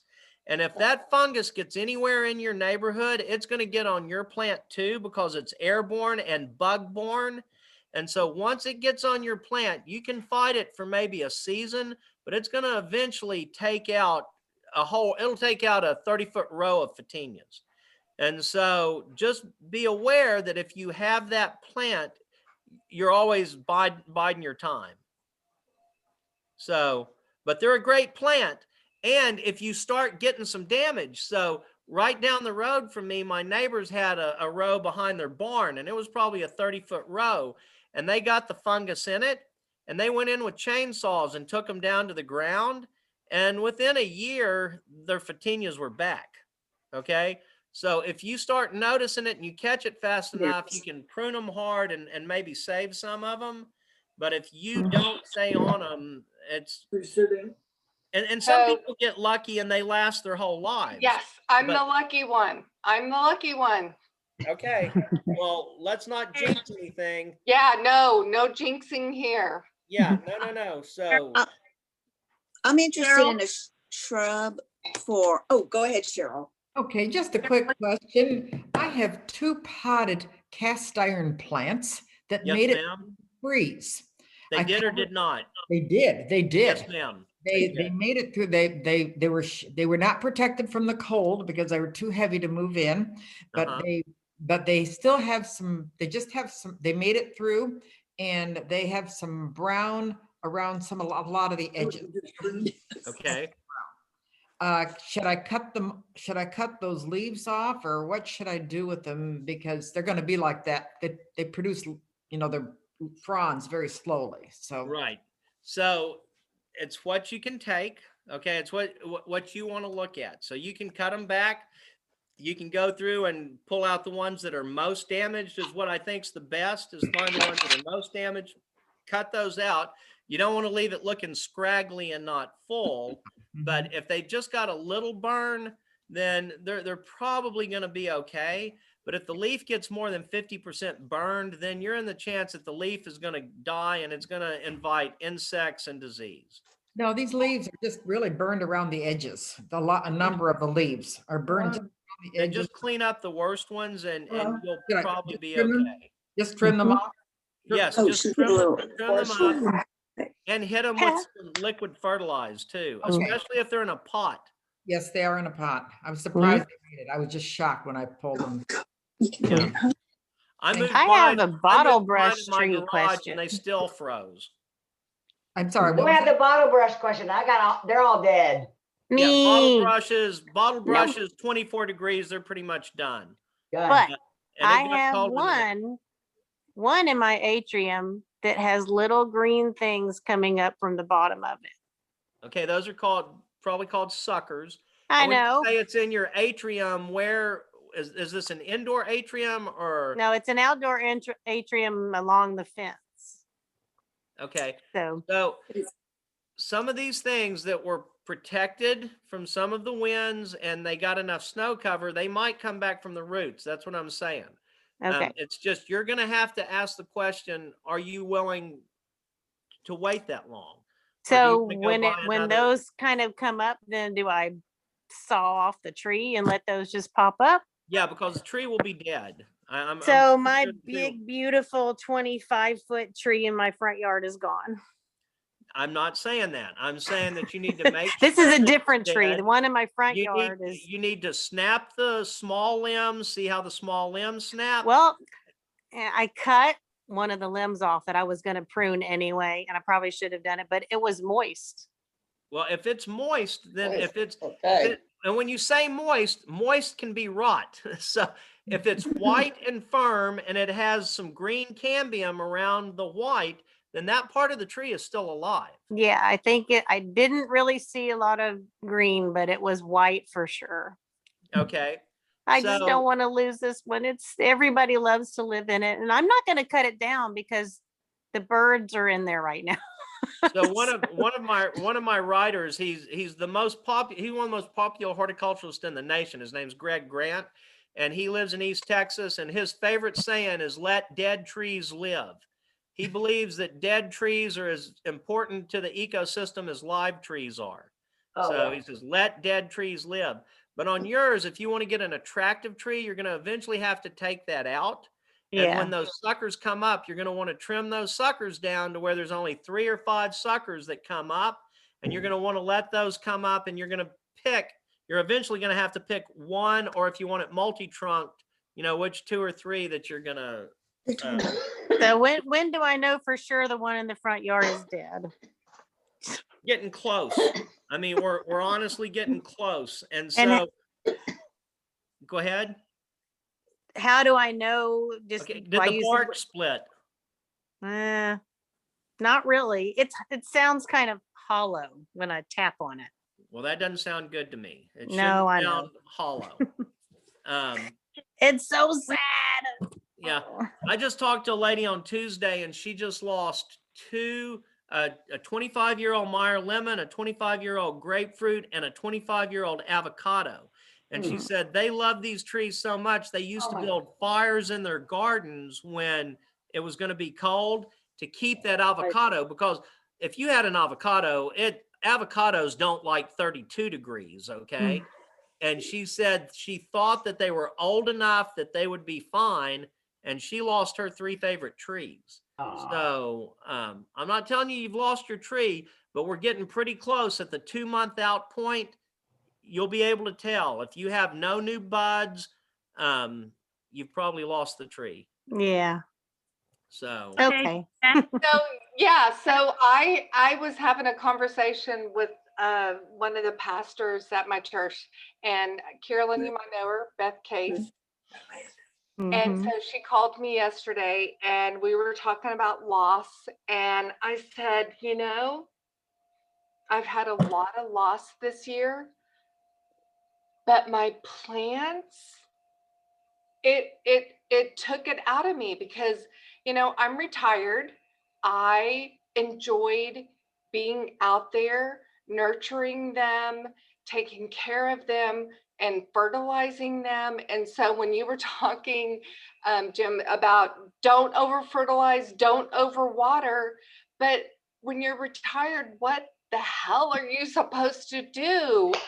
But Plant more plants. Oh, Amelia, I love you. out there, and taking care of your plants. And so, and this has been really eye-opening that I need to step back and not be so obsessive about my plants. But yeah, that was a loss for me.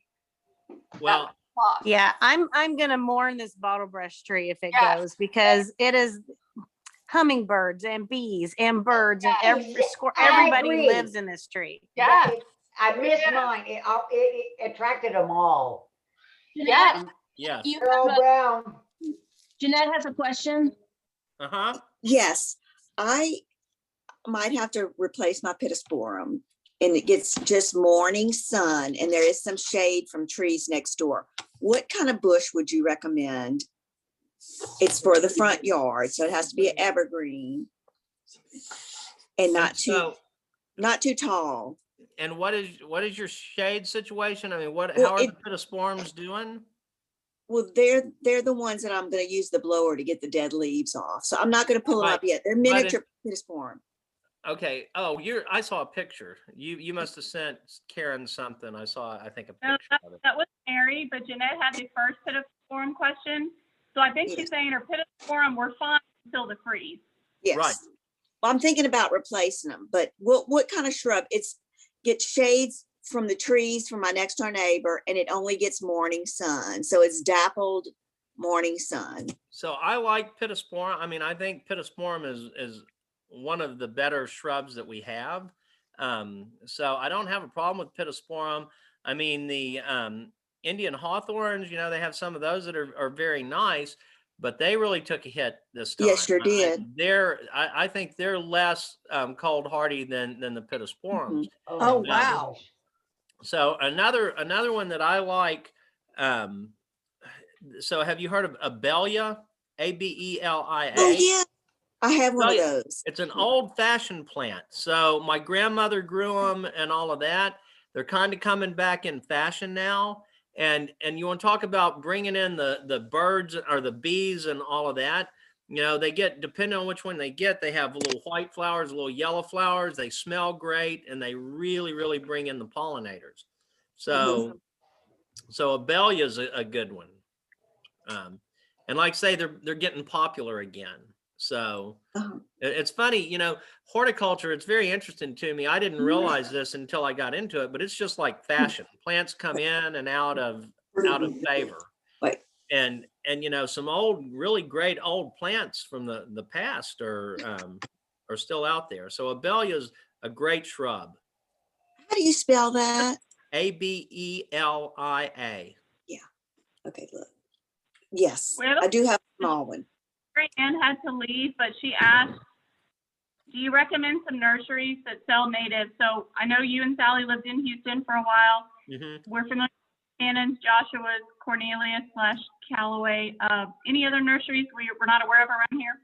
No. So Buchanan's is really a nice nursery. Okay. Most natives have gotten as popular enough that most places are carrying some natives now. But you're going to find, in my opinion, I haven't been to all of them, but Buchanan's was one of the nurseries when Sally and I lived in Houston. We went to Buchanan's and we also went to Wabash.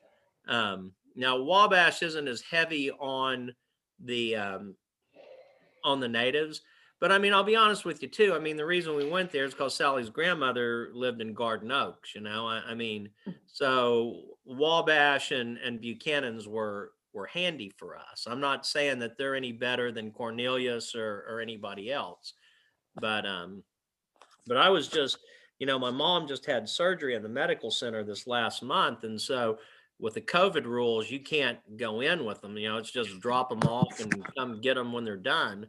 And so I went to both Buchanan's and Wabash and walked around to kill time. And Buchanan's is loaded up because a lot of nurseries lost a lot of horticultural material over this freeze. Mhm. But Buchanan's was loaded, Wabash was loaded. So Thank you for Wabash. I wrote that down. oh yeah, and another one that's just like native plants. I don't know if since we're getting questions about that, but I will tell you, if you want like a shrub, you want, to me, one of the most versatile plants out there, and it's a Texas native, and it's called Turk's Cap. And the thing about Turk's Cap is you can let it go and be a standalone shrub.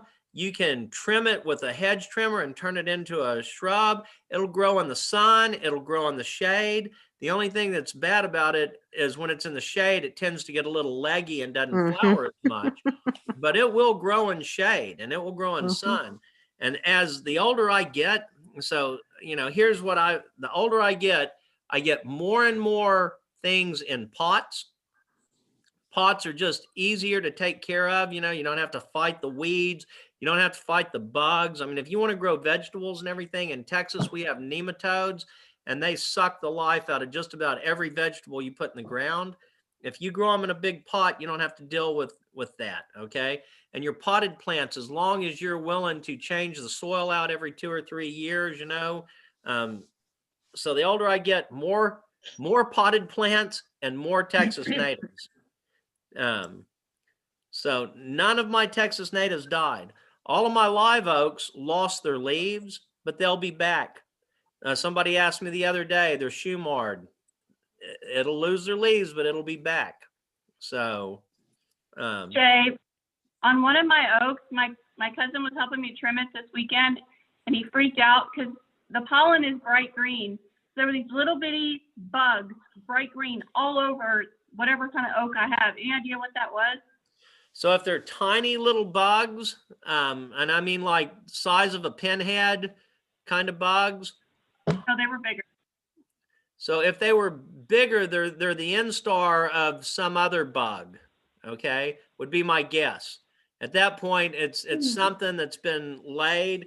So the thing that are bad with oak trees are parasitic wasps.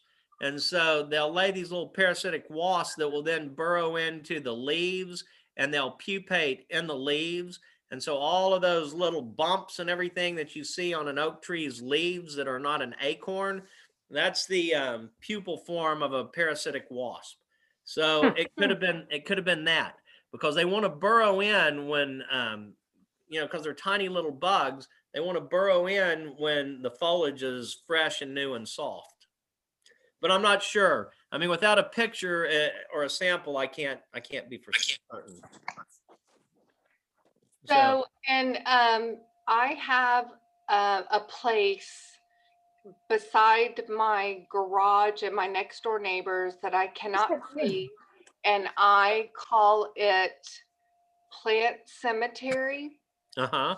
And so a play off of Pet Cemetery, and I Right. just go throw, I mean, so I have like 20 potted plants back there that are in the shade, in the sun, and I just threw them back there because my heart was broken and I couldn't handle seeing the deadness every day because I'm in my backyard all the time. So I hadn't been out there in about a week and a half, and a girlfriend of mine came over and I was like, hey, do you want to see my plant cemetery? And so we went back there, and things were growing. Okay, Things so were growing. can I tell you what I think's probably going on? Yeah. So something that is shading it later in the year has no leaves, and it's allowing sunlight to get to it. So things might be growing fine now, but you said that the it's between two garages. Well, And so it's a garage and a fence. So there's like sunlight privacy on one fence. side. Yeah. So Okay. So, you know, as the earth goes around the sun, yeah, you know, it the moves. sun is going to change positions. Yeah. And so like all of my spring blooming bulbs, okay, I can put my spring blooming bulbs and everything under all of my deciduous trees because they're going to get full sun right now because they've lost their leaves, and they're going to get full sun and they're going to do fine. Okay. But then in the summer, that tree is going to shade out, and then that, or, you know, it's going to leaf out, and it's going to severely limit what I can grow under it. I mean, depending on the tree, it'll stop St. Augustine from growing. And so I think you probably have a situation with that. But if you want something to grow there, you need to get the next magazine that's coming out, the next issue, because we have a big article from Skip Richter on gingers. And so gingers are one of those things. Gingers, you know, you have gingers for all situations. You have them for full sun all the way to full shade. And so, you know, And they all died.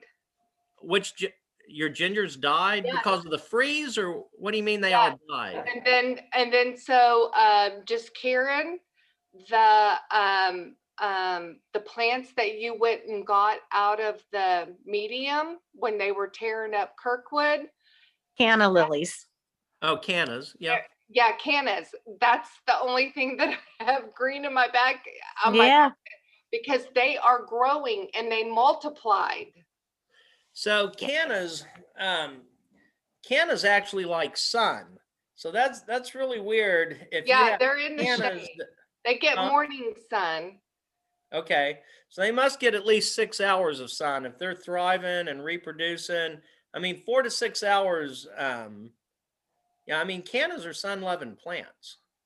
Yeah, so I had probably 8-10 foot gingers.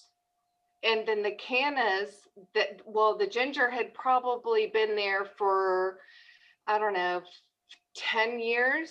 And the cannas, when did we Oh, get those, Karen? I mean, probably like 6 months ago. Yeah, so we rescued some cannas that were about to be put under construction. So mhm. I have a bunch. Spoiler, I plan to give some to TV ladies at some point. They're yellow. I put them in my garage. I didn't realize my garage was going to get too cold. Everything visible died. However, they've all come back. They're a foot tall. They're gorgeous as can. So I'm not, I don't think I'm understanding. So these things did well for years and then they died in the freeze? Is that, or? The ginger did, but the Oh, cannas, yeah. I had 6 months and they're like thriving. Okay. So I will tell you, I've gone through my yard and I've had what I call my surprises. And so I'm like you, my cannas have been a surprise. So I had a canna that was a pass along plant from a friend of mine that I didn't want to lose. And I thought I had. It's bounced back.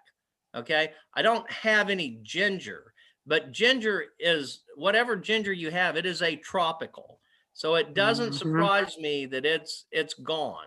I mean, gingers, the only thing that they don't like freezing and they like lots of organic material in the soil. But so they're probably pretty much dead. So I can replant something back there.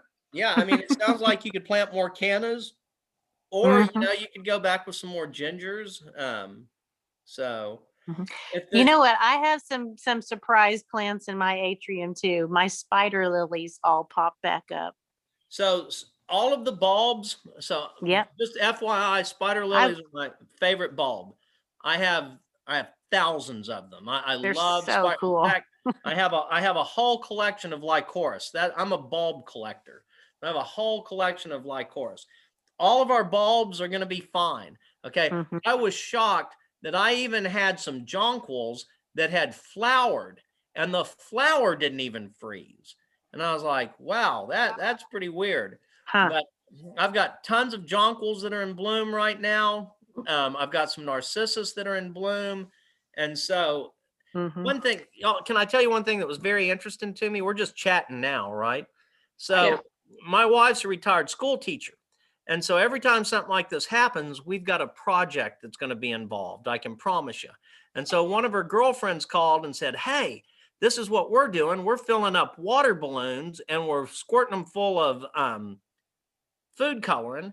And then we're putting them outside and letting them freeze. And we're going to pop the balloons. And then we'll have all these beautiful little colored marbles to put in our snowy yards. Okay. And we're like, okay, boom.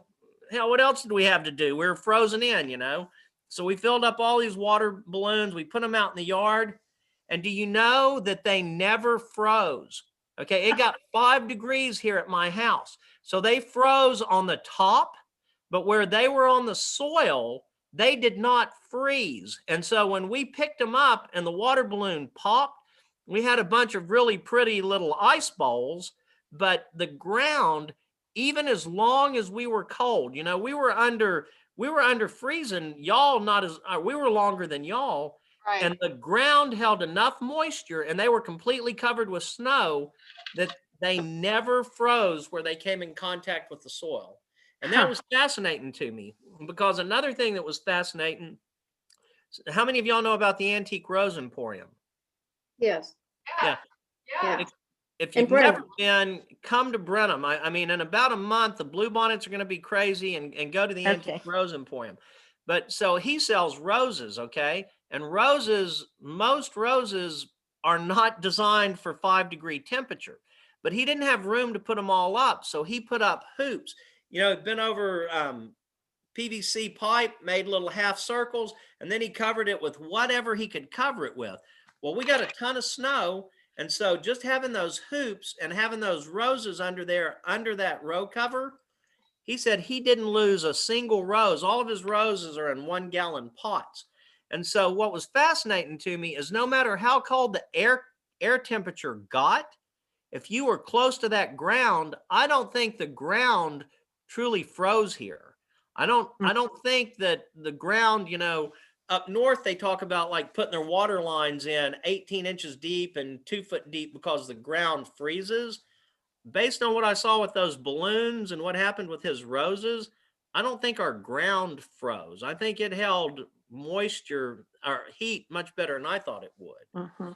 So, you brought up bluebonnets. That was my other question. When do you think they're going to peak this year? And are they going to be like crazy? So it's hard to say. So what do you mean crazy? So there won't be like just so prolific. Like some of the plants are just like I have a Don Juan rose. It's just been kind of hanging out in my yard for about 20 years. I have never seen it look so green, and it's just growing like crazy. So do you think the bluebonnets are going to respond to the cold and just be very, very prolific this year? Here's the problem with bluebonnets. It's not a problem. It's just how they do. They actually germinate in the fall. Okay. So this freeze had nothing to do with the number of bluebonnets that we're going to have. They germinated in the fall. They've been kind of dormant, but now they're going to take off. And it's just very hard for me to predict. So Sally and I have 2 acres, and she works very hard to keep that whole 2 acres covered with bluebonnets. So, we put out seed, she lets them go to seed, and she mows to spread them. And as hard as we work, some years are definitely better than others. And it's just too hard. It's too early for me to tell now. Right now, it looks in my yard like an average year.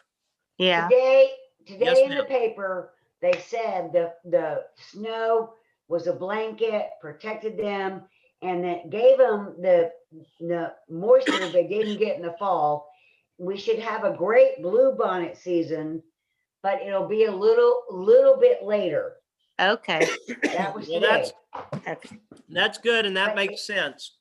Yeah, that makes sense. The snow blanketed it and protected them, and it helped them to finish their germination they didn't do in the fall, and then they got the moisture when the snow melted. Yeah. Well, the good news is this is what I tell people. All native. It's not just bluebonnets. Let me tell you who I want to hire. I want to hire whoever does the marketing for bluebonnets and for monarch butterflies, okay? Because everybody loves bluebonnets and everybody loves monarchs. Even though there's a billion lovely wildflowers and a billion lovely butterflies, everybody cares about bluebonnets and monarchs. So I want to hire their marketing team, okay? And I saw a monarch today. I was sitting out in the backyard with one of our neighbors, and we were watching it. We were so mesmerized by this butterfly because it was kind of like the first one of the season, and it was huge. I mean, it was like this big. It was big. Well, I think you got a blessing. Yes, I think, yeah. No, I'm feeling very blessed. So yes. So, but anyway, the wildflowers are going to be great. It's not going to be just the bluebonnets. This freeze didn't get, the Indian paintbrushes, the giardias, the native milkweeds, because they're natives. They've been through this before. So, Carol Pellman, I know you had some questions at the beginning. Do you have anything that Jay has not answered for you, Carol? No, I think he's answered most of them, or I think he's answered all of them. well, I know what to buy now. There we go. And y'all, I will tell you one other thing. I'll tell you real quick too. I really believe in supporting your local nurseries if you can. I mean, I know it's easy to go to Walmart and Lowe's and all of that, but I mean, just so you know, I don't even know if you know how that business works, but the people that grow those plants, they don't get paid unless you buy that plant. And because of that, that means Walmart and Lowe's and all that, they have no skin in the game. So if you're a grower and you want them to sell them, you have to send them 18 wheelers full of flowers. And if they don't water them and they all die, you get $0. Okay. And so the people that are at your local nursery, they have to buy those plants from the people that produce them, and they have people that are trained to care for them and all. So if you can, I mean, I really do encourage people to support their local nurseries as much as they can. And I have a vote for a local nursery if y'all have not been to In the Garden in Spring Branch. It's a neat little place. In the garden. In the garden. And I've also heard of Enchanted Garden, but I've not been there. Oh, it's Enchanted lovely. Yeah, Enchanted Garden is very nice. I've been there. It's lovely. Yeah, very nice. So, but I didn't know In the Garden. I'm actually going to make a note of that. It's a very nice woman that owns it, and she's always there, and she just helps you out, and lots of little tchotchkes you can buy. Yeah, I know it's a little bit. Enchanted Garden is just a good, go out to Waller where it is. It's just a lovely little trip. Not too long. Have any of you been to the one that is off of the West Park Tollway near, it's like in A-Leaf, Eldridge, Dairy Ashford area off of West Park Tollway? I've been curious about it. That's RJ. I've been curious about it. RNJ. It's always crowded. So I'm seeing a road trip in the women's club's, future. Sounds good. Sounds good to me. Please. Enchanted Gardens is fabulous. It's fun. It's very fun. It is. If you It's ladies really like nice. road trips, I'm going to be the little Chamber of Commerce here. Y'all need to come to Brenham. Okay. And you need to plan. I mean, we've got several things up here that are outstanding, but of course the wildflowers, and they're going to be good from now until June or July. It won't always be bluebonnets, but there'll be lots of lovely wildflowers. They have the Antique Rose Emporium, which is awesome. But right up here on 290, one of my friends has a daylily farm, and he grows a crazy number of daylilies. I want to say like 3,000 varieties of daylilies. And they always come in bloom on Mother's Day. And so if y'all want to come and see, I'm sorry. That sounds good. Mother's Day. Yeah, Mother's Day. It's an awesome time to get out and daylilies are really amazing. They're tough. I didn't lose any of my daylilies. So anyway, I'm just being the Chamber of Commerce for Washington County. But if y'all like to get together and do road trips, y'all really need to come to Washington County. It'd be great. Thank you, Jay. Rosemarie, did you have anything going on in your yard that you would like a little advice on? I'm sure we need a lot of advice, but I did learn a lot tonight. We cut a bougainvillea back today. Now I'm a little sorry that we did that. Well, I'm not sure you made a mistake. Oh, okay. No. We'll tell. Well, I'm just telling you, my bougainvillea is gone. We had a beautiful bougainvillea. Now you didn't get as cold as I did, but bougainvilleas are definitely tropicals, and so it might not have died, but I'm sure it took some pretty severe damage. Yeah. Well, we covered it also. I covered all the ground around it. It was covered. Oh, well, it'll come back from the roots. It might come back. My husband has been listening also because we both work in the yard together, and he wanted me to ask you, you said lily. So about 15 years ago or more, when Ron was in Waller, he brought home a lily out of a ditch. So, and it's about the most prolific blooming, anything multiplying thing in the garden that we do nothing to.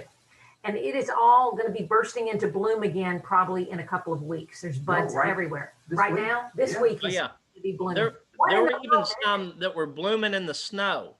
So that is called a crinum. The crinum that you have is called Crinum bulbospernum. And I also collect crinums. So it's a bulb, you know it, you dug it up, you know what it is. And it's either white or it's white with kind of red stripes on it. Exactly right, white with little stripes. Yep. Crinum bulbospernum, one of the toughest plants on the planet. Yep. And most of the crinum hybrids that you can get now have the genetics of that plant in it, because that's really kind of the plant. It's from South Africa is where it came from, and it made its way over here. But they are incredibly hardy plants. And they multiply before your very eyes. Yes, yes, yes, yes. And if you leave them long enough, did you say it's been in the ground 15 years? If you were to try to dig that thing up, I've dug up some that were almost as big as a basketball, at least as big as a volleyball. Some of the bulbs on those things, they will just get monstrously huge, especially in sandy soils. But yeah, no, I have a ton of them, and I collect crinums as well. So great, great plants. How do you spell crinum? C-R-I-N-U-M. We had no idea what we had, but we enjoy having it. And I'm cutting it back constantly. So the common name for it, just FYI, is ditch lily. Well, it was literally a ditch. But it's not actually a lily. It is a crinum. It's yeah. So growing in the ditches on 290 in Waller. On Highway 290 in a ditch. So there's two that you'll find like that in Texas. We went to Galveston this past weekend, and so we went 35 out of Waller, 36 down to 35, and came in the back way. And another one that you'll find, they call it the Texas spider lily, and it has a white, smaller star-shaped flower that has long tendrils off the end of each side. And it's about as tough and prolific as the crinum bulbospernum. So if you're driving down the road and you see that, they call it swamp lily, Texas lily, whatever, but it's actually a plant called a Hymenocallis, and it's an incredibly tough plant that's like your crinum bulbospernum. Okay, so is that like the crinum lily? So here, I don't know if you can see that. You can't hardly see that, but. Okay, so that's a crinum lily. Okay, so just understand that so that was my yard, you know, lovely. Yeah, lovely. And then this is it now. It's still lovely. No, it's gonna be more lovely. Yeah, so the crinum lily, so if what you're talking about is the crinum lily, so okay, so I got like 3 bulbs, and when they bloom, I think I have 50 or to 60 stalks that come up, and I want to give them away to my daughter because I received 3 of them from my mother who has passed away. And so I want to give them to my daughter who has now bought a house, and they're so thick. I mean, I have to keep cutting them back. So can I dig them out? Yes. How do I do that? And when should I do that? So the good thing about them is they're tough enough that you can dig them at any time. Okay.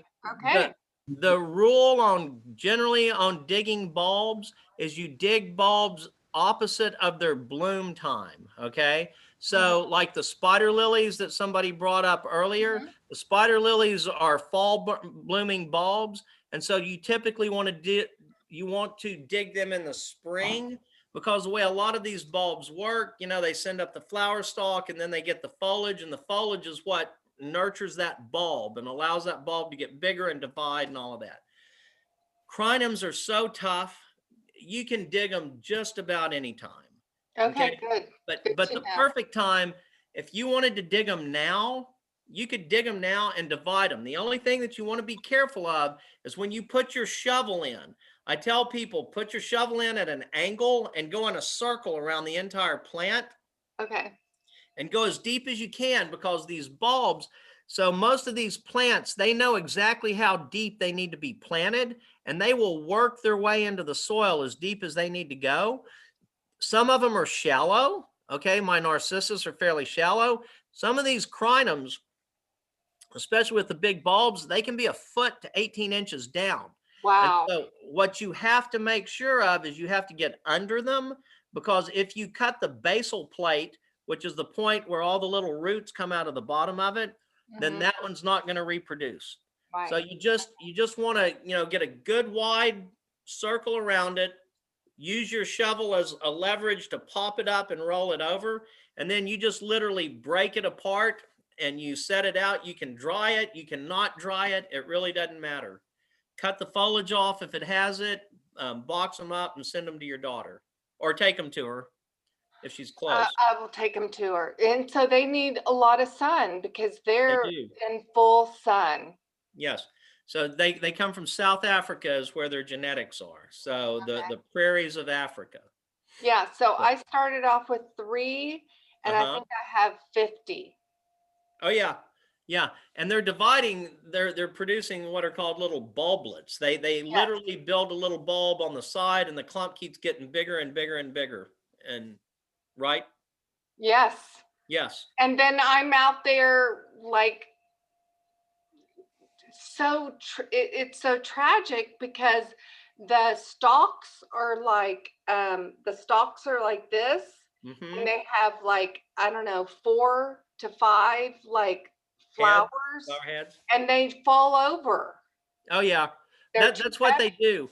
So just so you know that if it's I don't know which crinum you have without seeing the flower, I can't really tell you.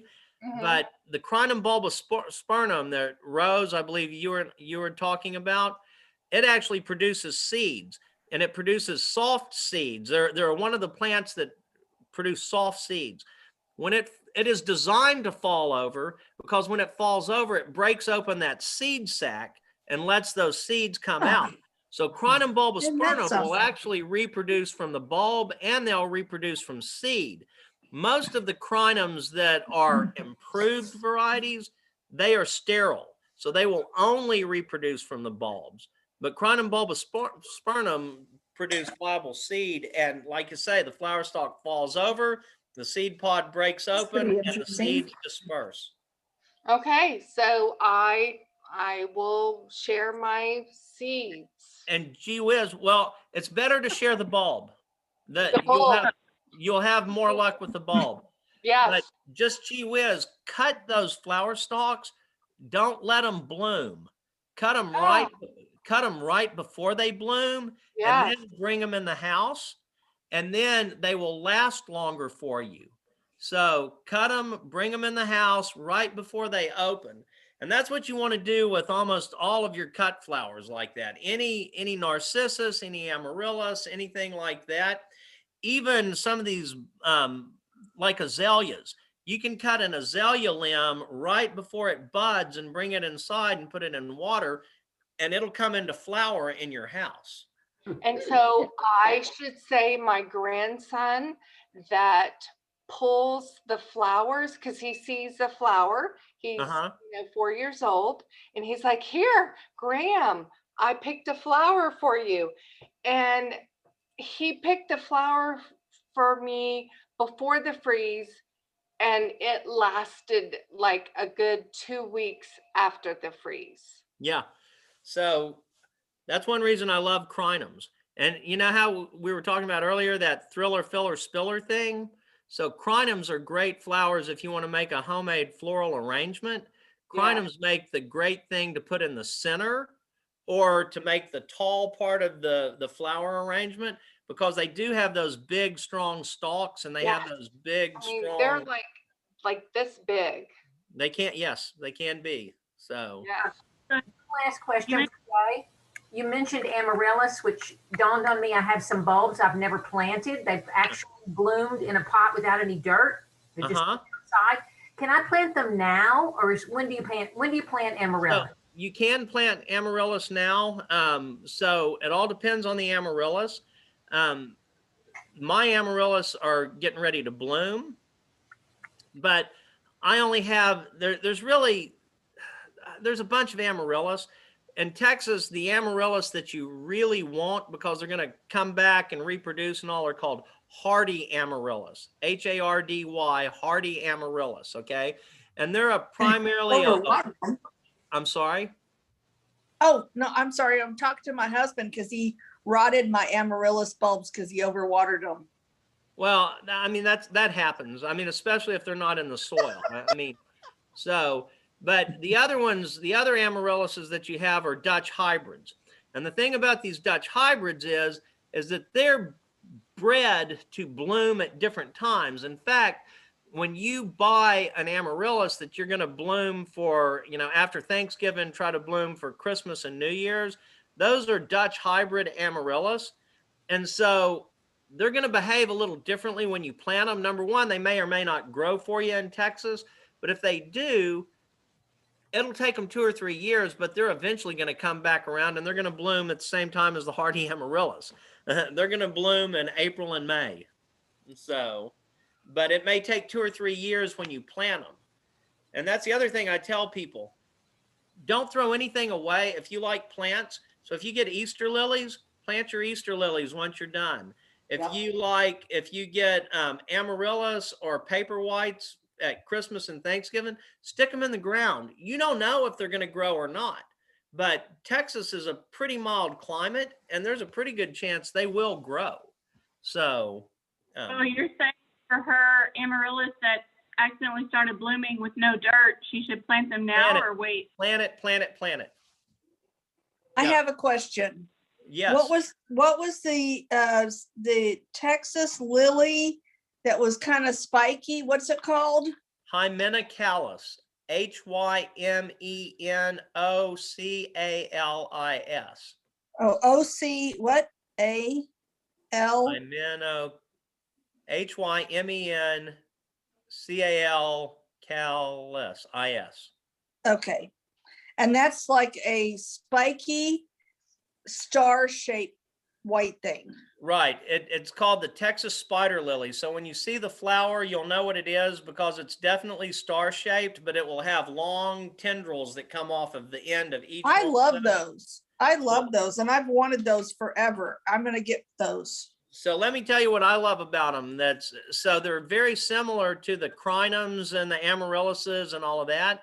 But what I like about them is their foliage is upright and it's firm. So most crinums will have arching foliage that will go down and touch the ground. The Hymenocallis, their foliage is very thick and glossy and it will stay upright. And I actually use the Hymenocallis as a hedge. So it's a different looking hedge, but I have tons of them. I have them planted thickly. I have a barn and I have them beside the barn that goes up to my cistern, and they make a beautiful, beautiful hedge. So does that require shade or sun? Sun. Full sun? So they will take full sun. They will take, I will say 6 to 8 hours is where they're going to thrive. I have shade. So the foliage will still grow very well. They just won't flower as prolifically. Oh, no. I'll find some place that has some sun. Okay. And they do well in a pot too. Oh, okay. Okay, great. Yeah. It needs to be a big pot, but. Okay. So living in the city, in order to add dirt to my flower, they're starting to erode and they're lower than the grass. They look sad from the street. I want to have the flower beds that are a little more mounded. To buy dirt at Home Depot or whatever, 6 months later, it's just like the star lilies need sun. Don't do that. What is Yeah. So Karen, I didn't hear the end of your question, but number one, I would not buy my dirt from a nursery. Okay. I mean, the only reason you would buy that is because it's easier for you to handle the bags. And that's why a lot of people go to a nursery and get your soil. But you're going to do much better if you go to a place like Living Earth or something like that and either get them to bring you a load of dirt or take your pickup, and they can put 1 cubic yard of material in the back of your pickup. And so you can bring that. You can get 1 cubic yard of material for like probably $40 a scoop for some kind of topsoil or garden mix or whatever. Whereas if pretty you cheap. bought that many bags, you'd be looking at $80 to $100 for that many bags. Okay, perfect, because I have several areas that need to be amped up. And I know sometimes when I buy that dirt at Home Depot for like $1.50 a bag, it's like paper 6 months later. It's not actual dirt. Yeah. So Living Earth does a nice job. Now, they're not the only ones, you know, I mean, there are other places, but Living Earth does a nice job. They have Okay. nice product. You pay a little bit more for it than you're going to pay for at your standard rock yard / dirt yard and all. But to me, it's worth it. They only make money if you come back to them.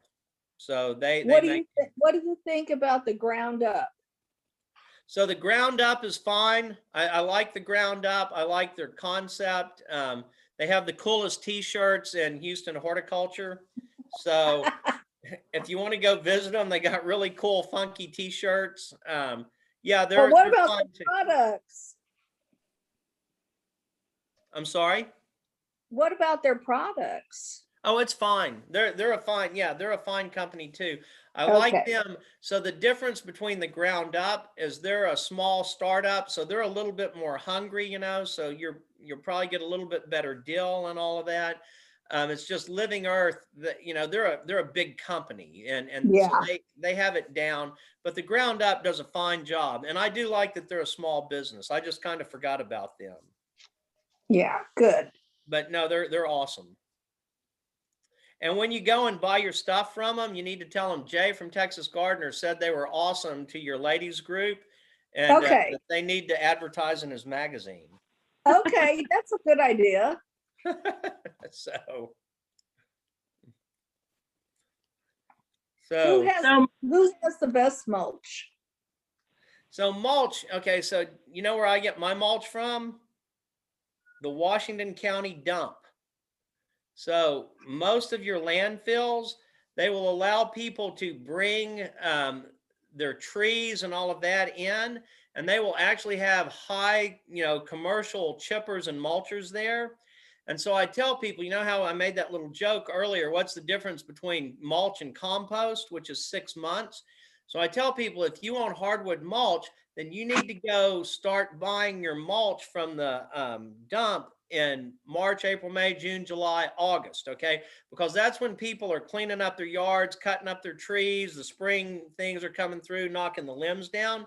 So at that time, it's still mulch. If you want to buy compost, you go back to that same pile and you get it off of the bottom of that pile in December and January. Because by that time, it's been out there, it's been turned and all of that for 6 months to a year, and it's all compost on the bottom of it. And my Washington County sells it for a penny a pound. Wow. So that's pretty cheap. And you know, I use a lot of it. And so, I mean, that's important to me that I can get it fairly easily and I can get it fairly cheaply. So thank you. Oh, you're welcome. And I guarantee whatever your county landfill is, they probably do it as well too. People don't want to put that stuff in landfills anymore. You know, they're running out of space for landfills.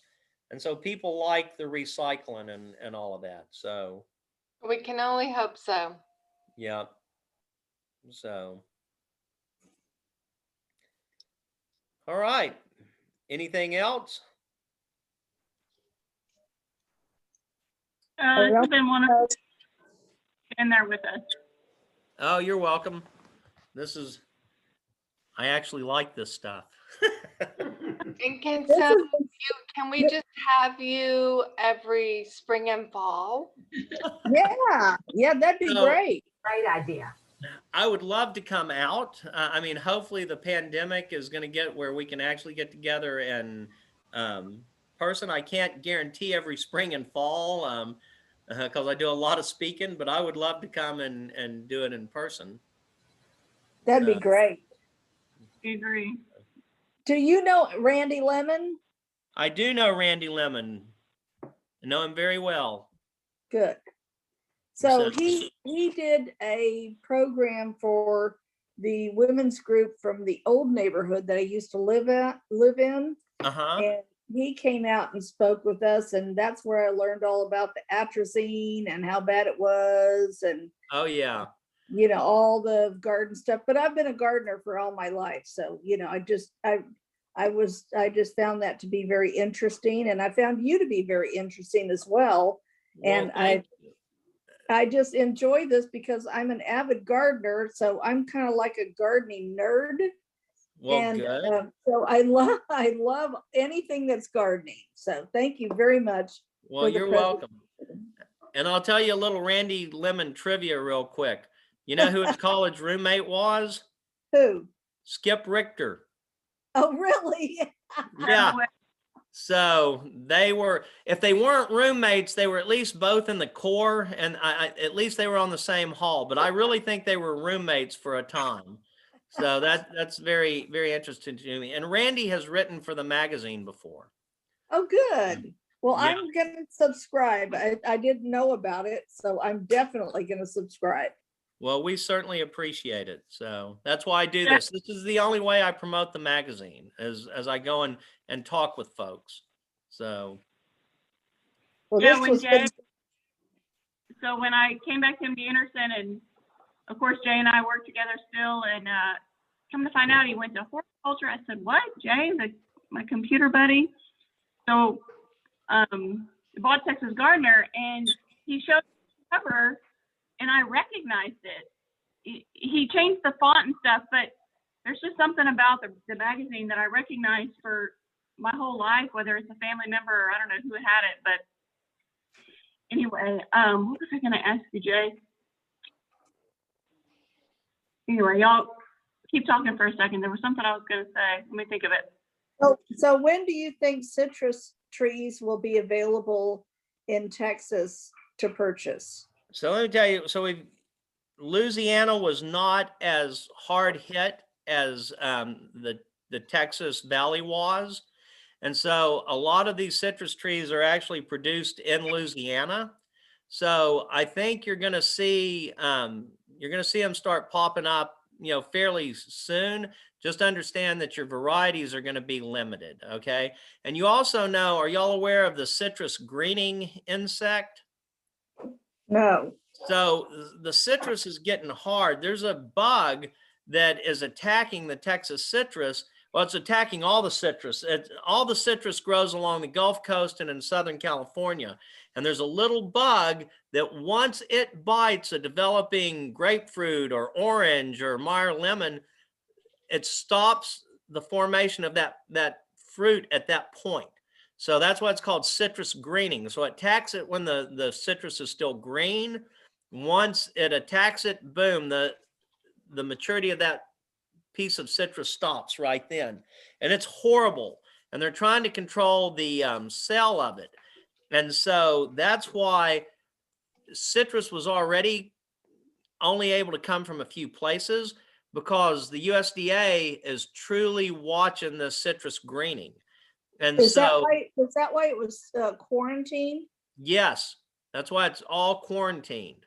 And so there are only certain approved nurseries, and it is so strict that they have to have inspectors with them inspect those trees when they go on the 18-wheeler, and then they can drive that 18-wheeler to where they're offloading them, and that's it. They can't, you know, make 5 stops at 5 nurseries along the way. It's a big deal. And so if you want to know this kind of stuff, there's 2 really bad pests in Texas right now. Citrus greening, which truly affects, you know, one of our cash crops, because Texas is the top producer of grapefruit in the nation and one of the top 3 of all citrus. But the other one is called crepe myrtle bark scale. And do y'all know what scale insects are? Yeah. Yeah, so they're little tiny insects that they're like plant ticks.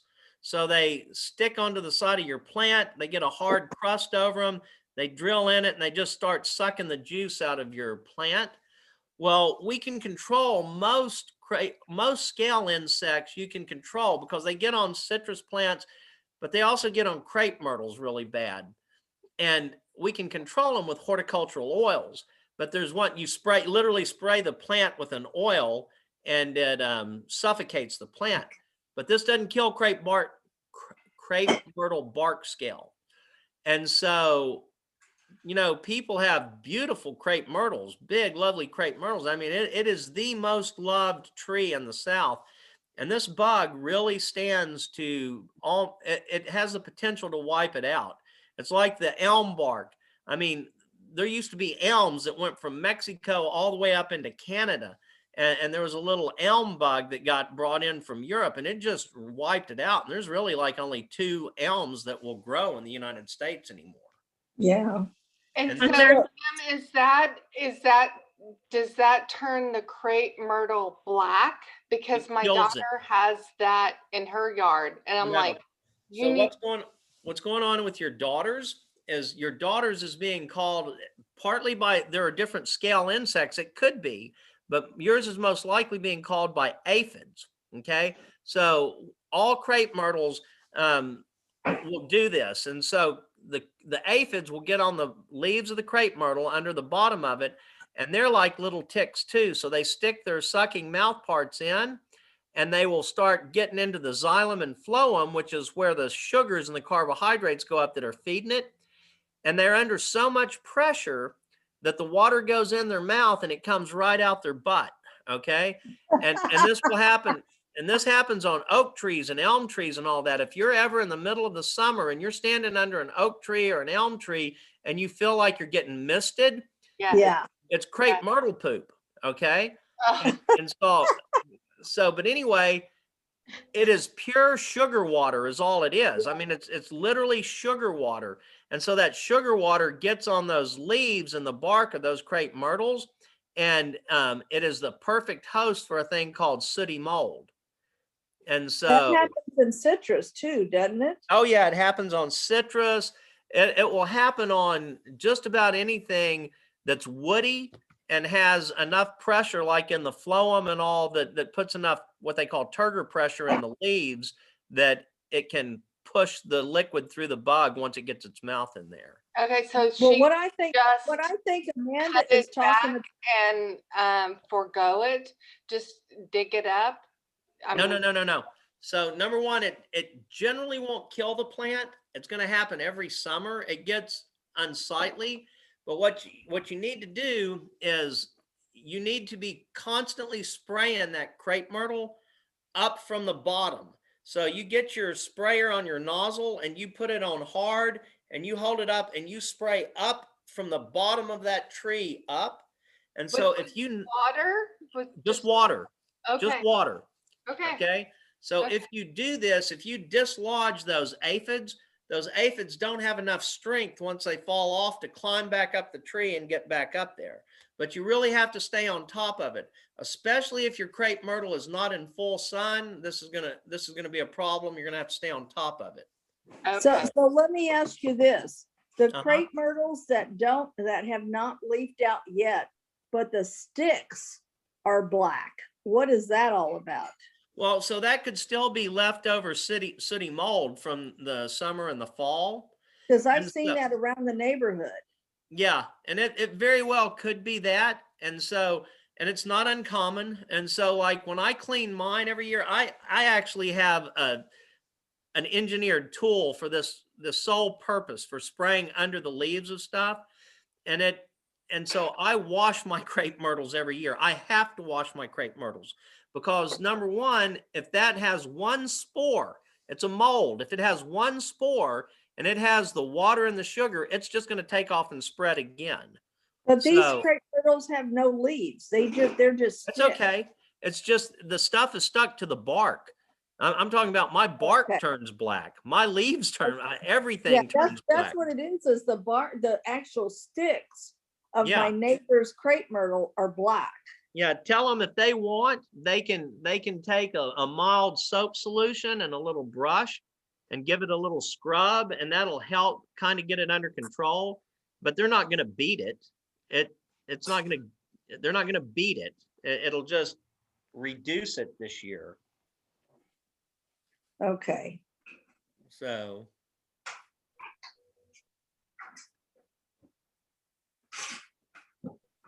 Oh, I have a question. okay. I forgot to ask this in the forum before. What I have loropetalums, a lot of loropetalums, Uh-huh. and on the actual branches, there's these knotty things. Uh-huh. These very knotty things, like it looks like a growth that's like a what would you call it, dear? Like a knotty, chunky thing on the bark. What is that? So my guess, I'm just going to offer a guess here. It's going to be some form of a wasp or a parasite that's getting in there, and it's going to form those knots that you typically see on oak trees, on leaves, on It's their. crumbly. It's crumbly though. Oh, it's crumbly. Yeah, it's crumbly. And Okay. it's on the branches. When you say it's crumbly, is it brown, and then when you crumble it, it's black? And well, it's dark, and then you kind of can crunch it off. and can you blow it and stuff goes in the air when you? No. Oh, then I'm not sure. I'm not I'll sure. have to send you a picture of it. Yeah, it's very bizarre. Yeah, you can always do that. If y'all ever have any questions, send them to me, Jay at texasgardener.com. And if I don't know the answer, somebody that writes for me knows the answer. Okay, that's great. Thank you. Yeah. But Jay, I had two more questions. Do you need a bio break before I ask them? No, I'm good. Okay, one of the ladies who had to leave asked, what are some plants that will attract butterflies? Okay, so anything that produces pollen will attract butterflies.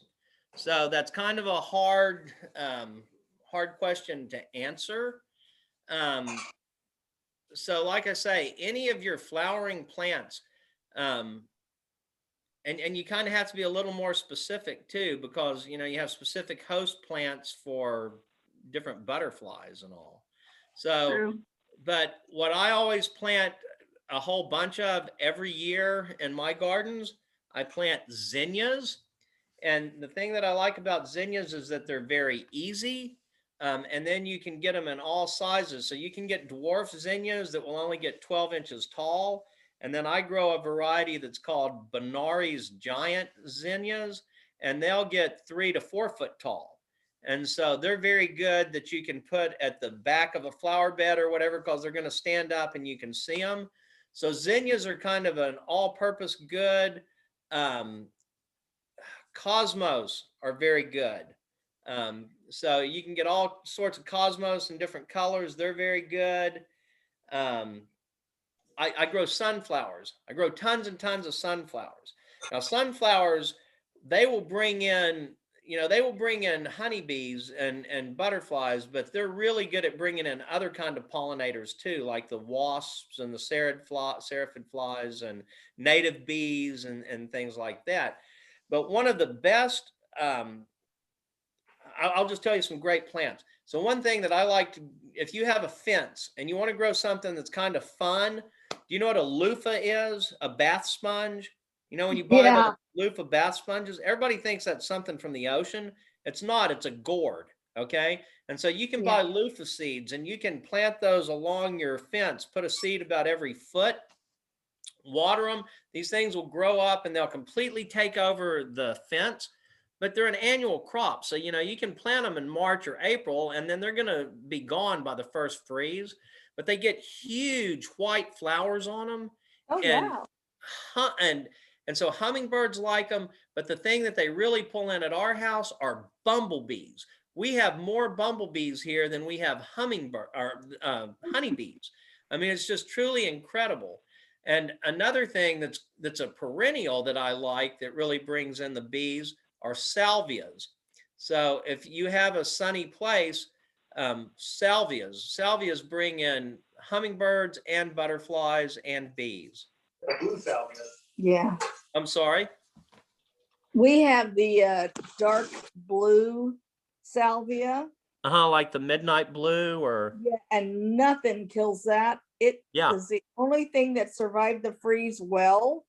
And it spreads like crazy, but the bees are nonstop. The honeybees, the bumblebees, and then also the hover bees.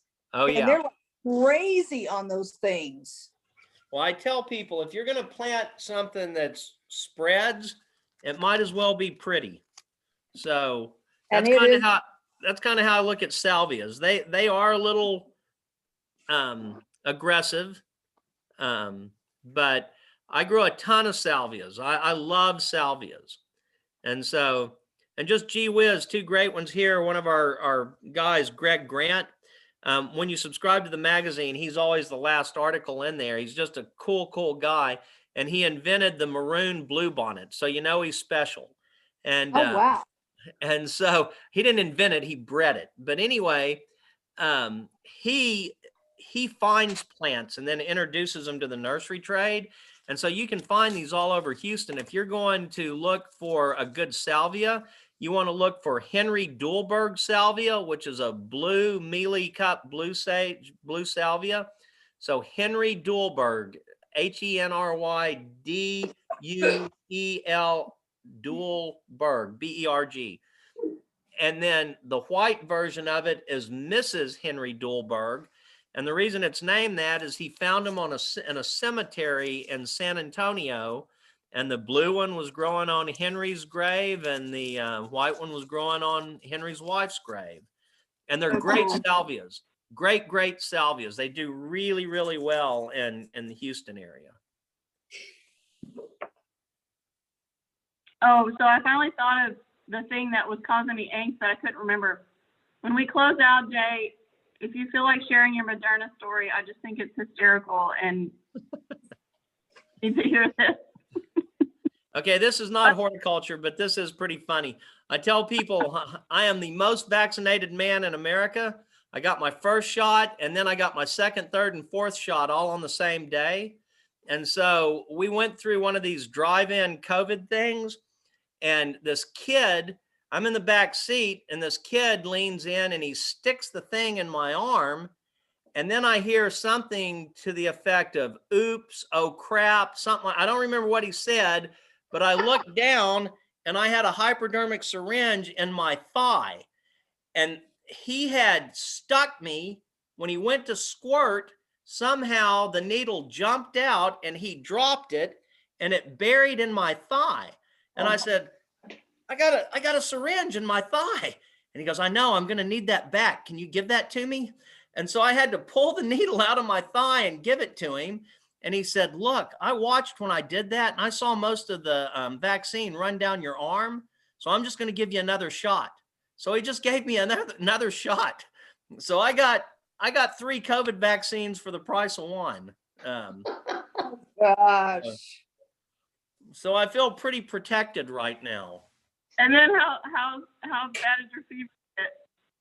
Oh, I got horribly sick. I mean, I basically had the flu for 2 days. I mean, I had a Which one did you have? Moderna. Oh, Moderna, yeah. I've heard more people getting sick from that than the Pfizer. Yeah. Moderna on Saturday. Gets my first shot Saturday. Oh, yay! Which one? Moderna. Oh, yeah. So I'm the only one that had a bad reaction. My wife, my father-in-law who's 94, my mother who's 81, and we all went. And I'm the only one that had, the fevery, achy reaction to Moderna. Oh. So, Nobody else? All 3 of y'all had already. Do what? Go ahead, Karen. All 3 of y'all, you, Sally, and her father, the 95 3-year-old, had already had COVID as well. Oh, yeah. So we got our first COVID vaccine. And when we got our first COVID vaccine, come to find out, we'd already had the COVID for 2 days when we got our first vaccine. Oh, no. Maybe Yeah. that's why you got sick. Yeah, all three of us had the COVID at the same time. And so, and her father lived, and he's 94. I mean, Did he have didn't any symptoms? oh yeah, we weren't sure he was going to make it. But Oh, no. yeah, but he snapped back. One thing is, I hope this doesn't offend anybody, but we're Catholic, and so we had a priest come out and give him last rites, and that kind of perked him up. He was like, "Why Oh, is the priest here?" He was I'm like, ready to go. "Yeah." He was like, "Am I dying?" And we're like, "Well, Herb, we're worried about you, you know." And he goes, "Well, I'll eat. Give me something to eat, you know." So having the priest come and give him last rites, I think, perked him back up. But That snapped him into recovery, didn't it? yes, it did. So, and he's doing great now. So Good. but so Well, I just thought that, Jay, I mean, someday you will write a book. I know you will. I hope you will. That's just one little story out of about 400 I've heard 17 some odd years. He's such an interesting guy. I'm so thankful that you were able to speak with us tonight. Thank you. well, and thank y'all for having me. And like I say, someday when all this stuff goes away, let's get together and do it in person. Oh, that'd be great. That's great. On a tour and see you. Yeah, and we can do that too. Yeah, we can do that too. That So, Yeah, sounds we can good. Emporium or the Creamery or something. Meet you there. there you go. So I forgot about All right. the ice cream. All right. Well, thank you guys. Thank you. Thank you. All right. Thank Good night. Good night. All right. Bye. Bye, everybody.